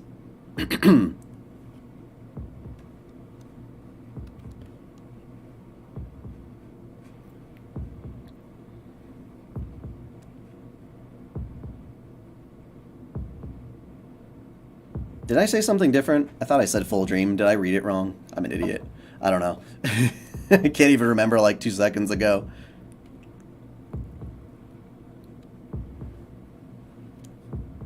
Yes, Shiki-san. You took quite a tumble down the stairs. Fortunately, you do not have any serious bruises. But you seem to have a fever. You seem like you were going somewhere, but please just rest for today. Kohaku-san puts her hand on my shoulder and manages to make me stand up. No, I'm fine. I don't need to rest. I ran all the way here, so I was just out of breath. That won't do. How can you say that with such a pale face, looking like you'll throw up? I was told by your physician to monitor your health closely. I can't let you take such risks. But I made a promise. If you want to tell them you can't make it, I can go tell them. If you keep pushing yourself, I'll have to take out my syringes and give you shots. As if she wants to keep me here, she stands out in front of me. I have a headache. Okay, so we're supposed to choose to do what Kohaku-san says. So, boom. As in, listen to her.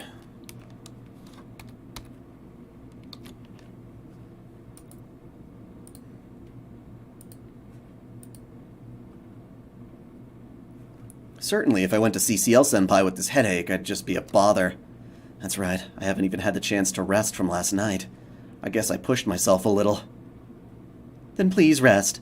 Shiki-san, can you walk by yourself? No. It seems impossible right now. That's right. Oh, Hisui-chan. Carry Shiki-san to his room. Ne-san, but... Hisui-chan, Shiki-san is sick. Are you just going to abandon him like that? I will allow it for today, so take him to his room. Yes, sorry for saying such selfish words. As long as you understand, it's fine. Did you find the medicine? You had too many medicines. Is this the fever medicine? That's used for something else. Like making your penis larger. Shiki-san is still conscious, so we don't need to use that medicine that would stabilize him. Oh god. No, Hello, you like the meme videos? The meme videos are very fun. What was my favorite route in Stay Night? The Fate route. I love me some Artoria. Abso-friggin-lutely Artoria. It seems his fever is from being too tired, so I'll make some medicine. Hisui-chan, please take care of the rest. Kohaku swiftly disappears toward the West Hall, where her room is. Shiki-sama, I will take you to your room. With an excuse me, she lends me her shoulder. Aw, look at that blush.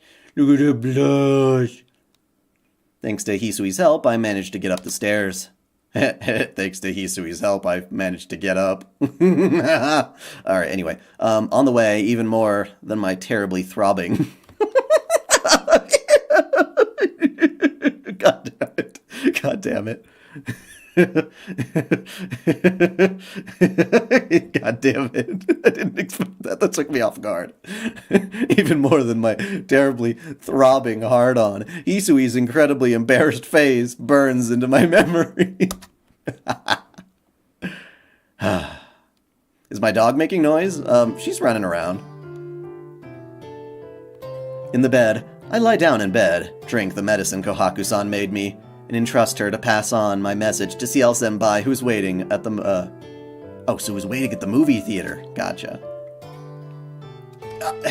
My headache doesn't stop. As if in exchange, my body did seem to cool down. Thank you, Eldridge. Welcome to being an OtakuDaiKun supporter. Sounds like Shiki versus the chair. Let me smash.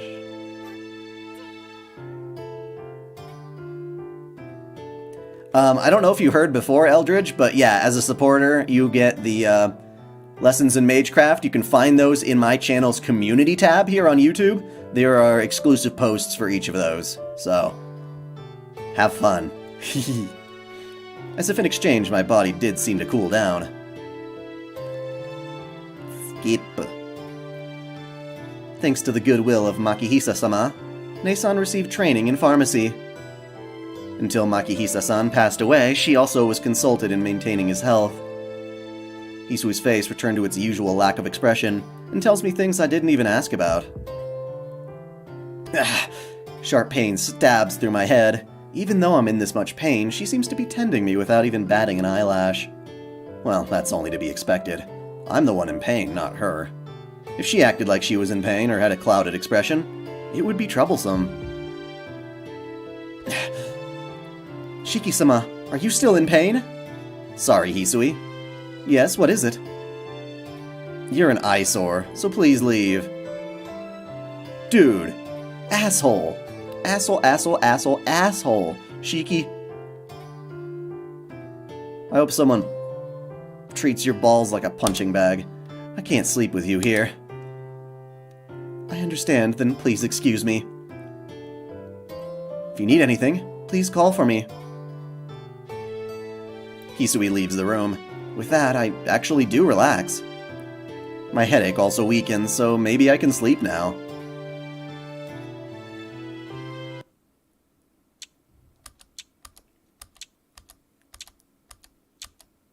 Knock knock. The door opens.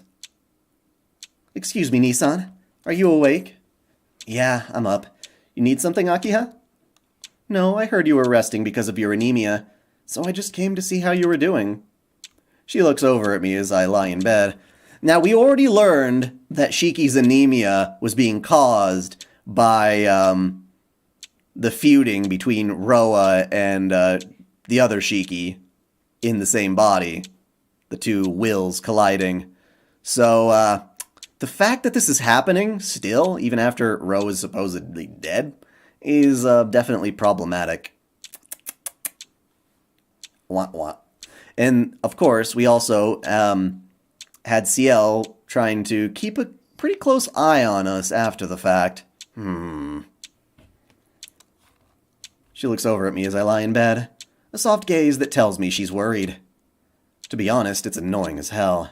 I'm fine. It's not that bad. That's why I'm resting here by myself. Go back to your room, Akiha. Nissan, what are you saying? It's already dinner time, you know. I came here to tell you that. Dinner? Oh, it's that time already? Hi, boy. Kenshin-kun. But I'm not very hungry, and I don't feel like eating anything. I don't have an appetite, so I'll skip dinner. I'm fine, so go away for today. I don't feel so good. Bitch Thanos is out of the bed. I understand. Please get your rest, but Nissan, if you are awake, please turn the lights on in your room. Your eyes will go bad in the dark. I'm fine. I can relax this way. Even though her eyes tell me she wants to say more, she leaves the room. I'm so irritated. Hisui's reactions, Aki has worried eyes. They all seem to treat me as something fragile. Isn't this like always? It's not like I'm coughing up blood or sucking up blood, so why can't they just leave me alone?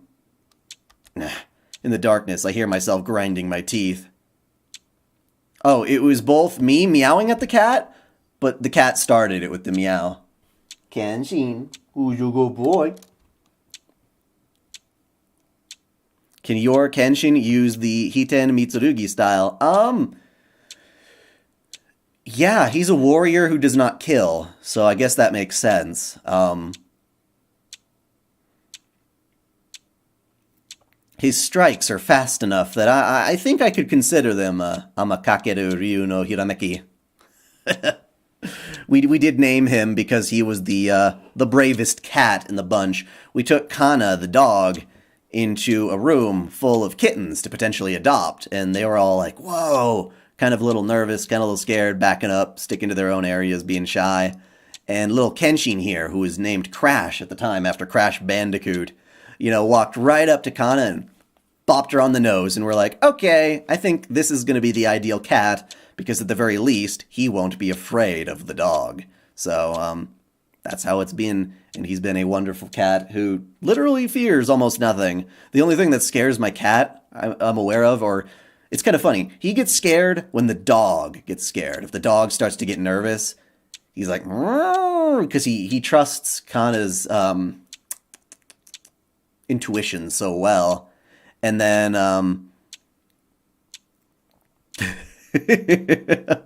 one time, I think he set off the PlayStation 4, or was it the PlayStation 3? I can't remember what it was back then, but the disc ejected. The disc ejected, and he just sprung like he was popping out of a toaster. God, it was so funny. That's like the only thing that scares him. In the darkness, I hear myself grinding my teeth. My nerves are fraying, I know that. If I stay awake like this, I'll become completely depressed. I'm not tired, but I have to sleep. I go out to the main street. The date has changed about 2 minutes. 2 minutes ago. The dead of night on Sunday. No one is walking the streets. Did I mistake the time? If I started walking around an hour earlier, I wouldn't have had to work so hard. Dragging, walking. What makes this dragging sound? Isn't my walking, but something else. The time is right. If I started walking an hour earlier, I never would have been able to walk like this. Dragging with one hand gripping the woman's hair, I continue to walk. Long hair. Because she looked like Akiha, I chose this woman. Not her face, but I liked her hair. I let go of her hair. Unconscious, she collapses to the ground. I did not kill her. I didn't eat dinner, so I want to make it as appetizing as possible. I've heard somewhere that the blood of the dead is so cold and tastes terrible. I have no complaints about her unblemished neck.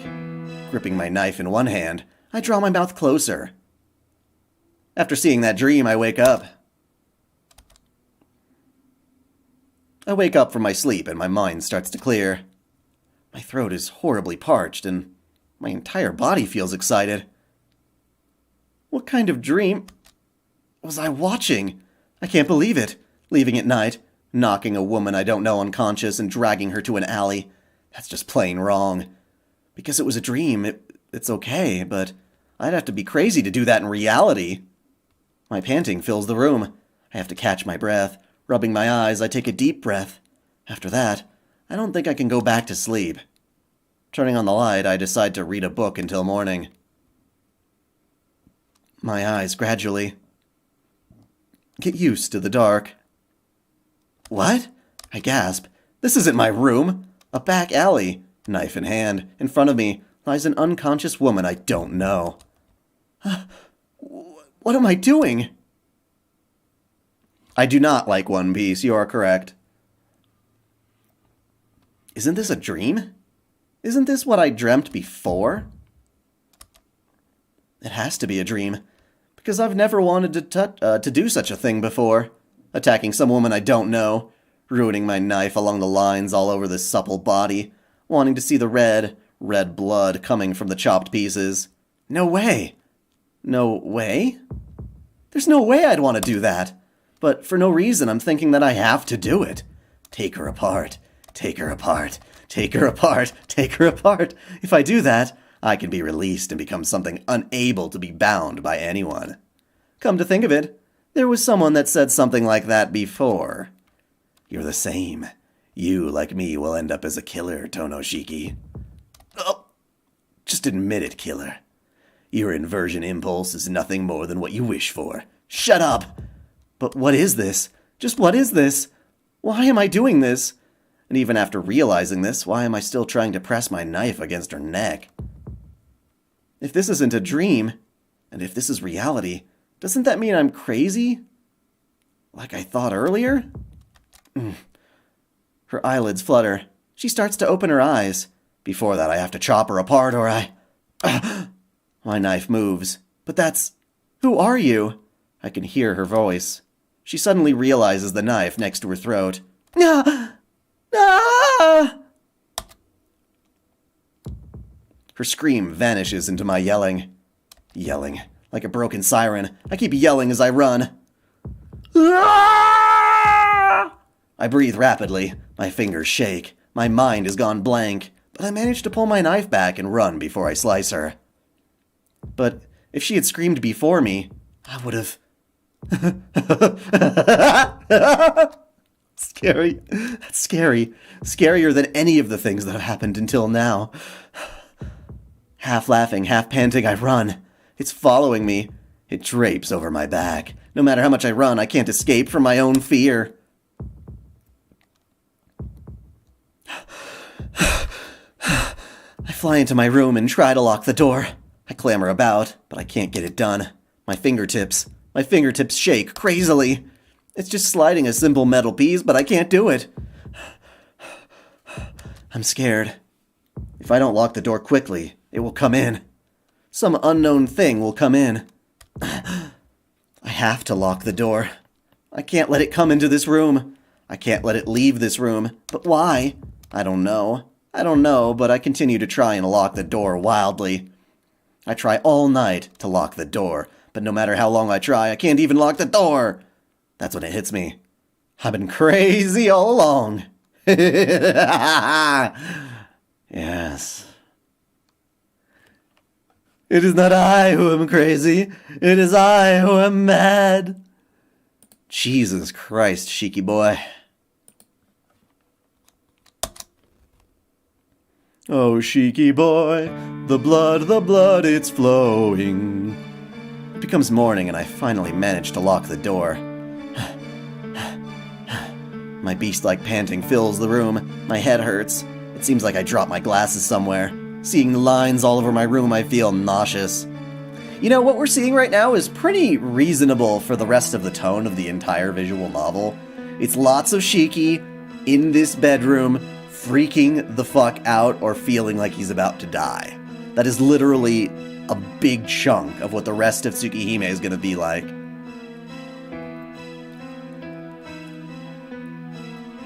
I feel so sick, I cut all of them I see. I feel just a little better. Only during the instant I cut things apart does my heart feel at ease. But the more I cut, the thirstier I get. I know what I'm thirsty for. I'm thirsty for everything. Everything I see is pissing me off. They look miserable. I can't forgive that they are living meaninglessly, even though they have death built into them. Why don't they die? They all have an end they can't escape, so why do they still exist like that? If it will end anyway, where is the meaning in existence? Everything is ghastly, but if I close my eyes, all I can remember is the sensation of killing. The sensation of a hard, unbloodied blade, softly uniting with pulsing flesh. There can't be a greater stimulation for a human than that. A terrible sensation that almost makes me want to bite my tongue off. It doesn't matter if it's a positive or negative feeling, especially in my case, because my first was the best beyond all belief. It's hopeless. Arcoade, the pleasure I got from severing her body into 17 pieces still burns in my brain and won't go away. Those beautiful body parts, the appearance of a human, but with a tenacious life that surpasses far beyond that of people. The enjoyment I had from killing has faded. That time, I didn't kill Arcoade, but I must have killed my brain instead. I want to destroy everything. Kill everything. I know that's wrong, but I don't think I can hold it in. My body is filled with excitement. I'm about to go insane. Shiki-sama, are you awake? I can hear Hisui's voice from the other side of the door. Shiki-sama, it is not good if you keep the door locked. If you are awake, please open the door. Open? Open the door? Open the door and let Hisui inside? You must be kidding me. If that happened, I don't know what I would do. Like this, if I stay alone like this, lying in bed with the curtains shut, I can stave off the desires that threaten to overtake my mind. That's why if Hisui comes in here, I'll... Shut up! Leave me alone! I scream at the door. Shiki-sama, are you not feeling well? I said leave me alone! I'm fine, so just leave me alone! If she came into this room, something I couldn't take back would happen. After a deep silence, I hear her footsteps. Quietly, she walks away from the door. Now it's safe. Thinking that, I calm down just a little. I should just read a book to unwind. Huh? The book that was always inside my pillow isn't there. The book written in English. I definitely can't read it, but it was a way to kill time. I search, but I can't find it. I can't find it. I frantically try to remember what the cover looked like, but I can't. The book. Come to think of it, when did I even put that book by my pillow? I don't know. I don't even remember buying it here. I don't know where I brought it from. In the first place, did that book even exist? Really, you may have not realized it. I remember Roa's irksome voice. The book, those contents. The book I read when I couldn't sleep. Was it maybe just a dream of mine? Dreaming that I was awake and couldn't sleep? But you were already insane a long, long time ago. Roa said such words. Dream. But I don't see those kinds of dreams. In the first place, I don't have that kind of strange knowledge inside of me. There's no reason for me to have that dream. This isn't my dream. You may not have realized it. Shut up. Then what is that? Since when the hell did I start having dreams that belong to another person? You and I are connected, Shiki. Shut up, you're dead. You're already dead, you bastard. So stop your incessant calling out. I'm different from you. I'm not a killer. I'm just confused by all the after effects. Since Ciel came back, I won't allow myself to go mad over something like this. Yeah, I also thought that at first, even if this Roa came in. I told you to shut up! I breathe heavily. The sunlight pisses me off. My throat is so dry I'm about to go insane. Shiki-sama! What are you doing, Shiki-sama? I hear Hisui's voice across the door. I can't even answer. Words. I can't even remember my own words. What fills my head is just lust. I want to violate any female. I start to lust crazily. Ah! My head. I bang my head against the wall, over and over as if trying to split it. But still, the thought of me slicing apart Hisui doesn't disappear from my brain. Bam! Bam! I hit my head on the wall. As if she was trying to compete with it, Hisui knocks harder on the door.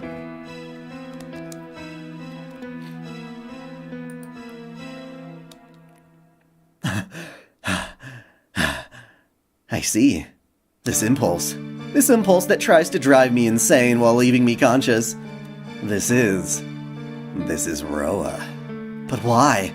I was always sane, until I came back to this mansion. I really was normal. I hear heavy knocking on the door, but I can't open it. If I open it, it will be completely over. Ah, I finally understand. That dream was the memory of the Roa one generation before mine. Locked up in a room, killing both her parents, ruling over her town as a vampire. The final memories of someone I don't know. There's no way out. This is not a problem that can be solved by killing myself. This is nothing that can be helped. I understand that previous version's feelings.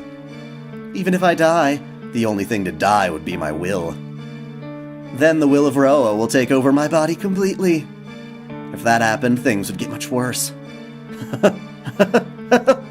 In the first place, I don't have the slightest intention of killing myself. Shiki-sama, please open up! Shiki-sama! I hear her voice from behind the door. It almost sounds like it was in another language. So far away, just one. It's just one sheet of wood between us. But it seems as far away as the moon and the stars.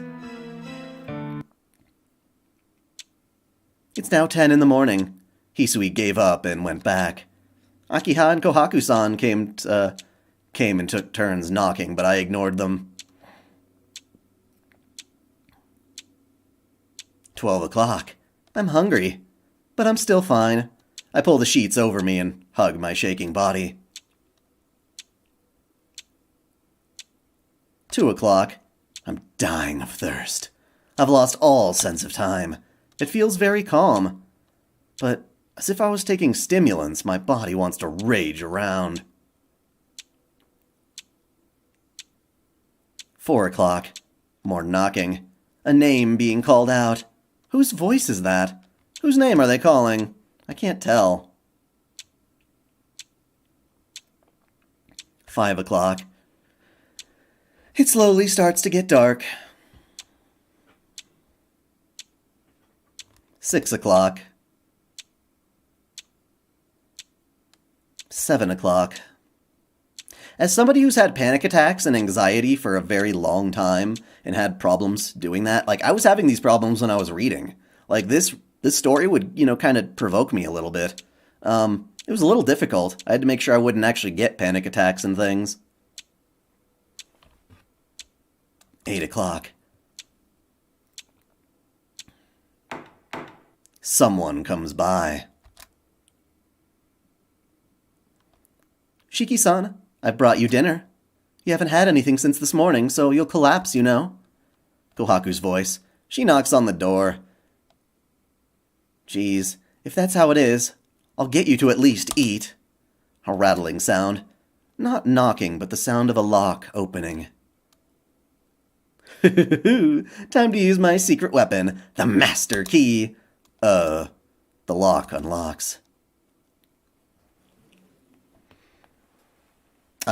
Yeah, we need to turn Kohaku-san away. We are not in the right mind. Like, the moment that door opens, I don't trust Shiki for a goddamn second, so we're gonna choose deny.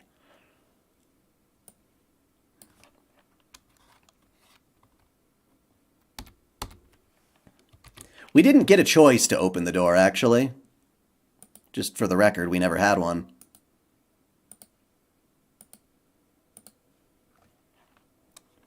The door opens. It's too late. Even if I send her away, she's already come inside. But still, I can't do the action called eating food. It'll get me too excited. And it will smash the remaining Tono Shiki within me to pieces. I breathe hard. Somehow, I have to resist it. Shiki-san, I'm coming in. What happened? Still smiling, she looks in surprise at the room, lying in shambles. Her cute face devoid of fear, her completely unguarded, defenseless figure, her red hair, and her delicious-looking skin. Shiki-san, this is strange. How did this all happen? Still smiling, she draws closer to where I lie, curled up on the bed. The one good thing about all of this, the one saving grace about all of this, is that Hisui and Kohaku have both seen some shit. So just, it's the only saving grace. There's a reason that they are maids of a household like this. That's all I'll say. Still smiling, she draws closer to where I lie curled on the bed. Hurry. No. Hurry. No. Hurry. Stop it. Hurry. Shut up. Hurry. I don't want to. Hurry. Run away. Using the very last vestiges of my will, I managed to let those words out. Huh? I'm sorry, I couldn't hear you. Could you please say it again, Shiki-san? But it's working against me. Concerned, she draws closer to my bed. To my body. Body, her face, her form, draws closer, invites me in. Her white fingers touch my shoulder lightly. Her fingers pulsating with blood. Her light body warmth. Small fireworks explode in the back of my head. I hear a scream. My hand wraps around her throat. Her breathing is out of control. What am I trying to do? Shiki-san! Her voice cuts off, not caring I grip harder. Grip. The bones in her neck creak. Stop! A small tearing sound. Her fingers dig into my arm. She must be getting frantic, being on the verge of death like that. Her nails push through my clothes and into the meat of my arm. Pain. Well, not as much pain as Kohaku must be feeling. But blood flows. It runs down my arm and onto my hand, grasping Kohaku's neck. Painted deep red, her unresisting neck is now running with blood. I can't really feel her anymore. Just the fact that she'll die in a few seconds. Seems so fun to me, I start to laugh. It hasn't even been a minute since I grasped her neck. She won't die of suffocation. But here, by my hand... For no reason, suddenly. Like a simple appliance. She'll die by having the bones in her neck break. In an instant, like being freed from demonic possession, the heat disappears. Before my eyes is the bloodied body of Kohaku-san. My hand is grasping her neck, and any second now. I quickly let go. Without a sound, Kohaku-san falls to the floor. Kohaku-san breathes painfully with her eyes closed. Kohaku-san. She's alive. Just a little longer. If I kept going just a little longer, I would have... She's crying. Collapsed on the floor, not able to move. She's crying. Looking down, her kimono is covered with white fluid. That is my semen. By doing that, was released from whatever was inside me? I can't believe it. With one hand choking Kohaku-san, my other hand was reveling in the pleasure of killing something? It isn't over. I'm still fully erect, and more than that, I'm not satisfied myself. I'm so thirsty. I've done such a terrible thing to Kohaku-san, but it doesn't seem to end. The truth is, my regret is fading even now as I look at Kohaku-san's neck. Her white neck. Put my teeth around her throat and I want to suck her blood. I broke apart. It really broke down. I'm done. No longer do I have the confidence to stay sane. Outside. I have to go outside. If I stay here, I'll kill Kohaku-san. If I stay in the mansion, I'll kill even Akiha and Hisui. So before those urges come again, I have to disappear. A place where no one else is. I have to go to a place where no one is, or I'll go crazy again. Oh, Lord Almighty. Okay. Yeah. Okay. So I'm gonna wrap this up for today. I don't know how much is left. Sorry, of the route. I'm pretty sure I'll be able to finish it, both its true ending and normal ending on Friday. Dude, the not nice part of Tsukihime is like at least 70% of the story. It's really interesting. It's really fascinating, and I'm enjoying being a fucking psychopath.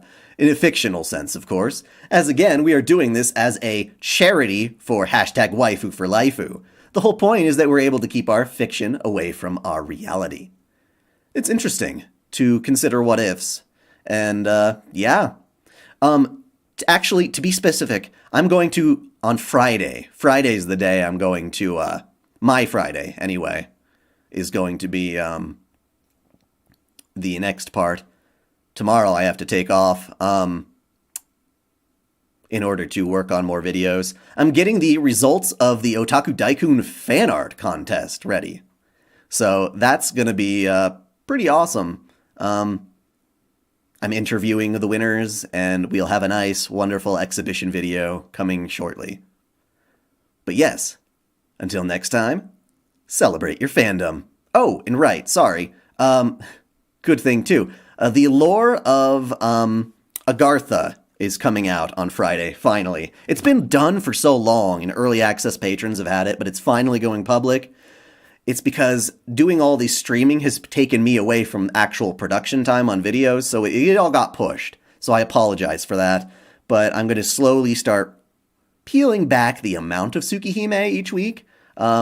Certainly no more than 3 streams a week, and that way I can keep pushing out regular content. So I've definitely noticed my revenue starting to plummet a little bit, sadly, from neglecting the regular uploads. So I can't do that for too much longer. Anyway, thank you all, and again, celebrate your fans.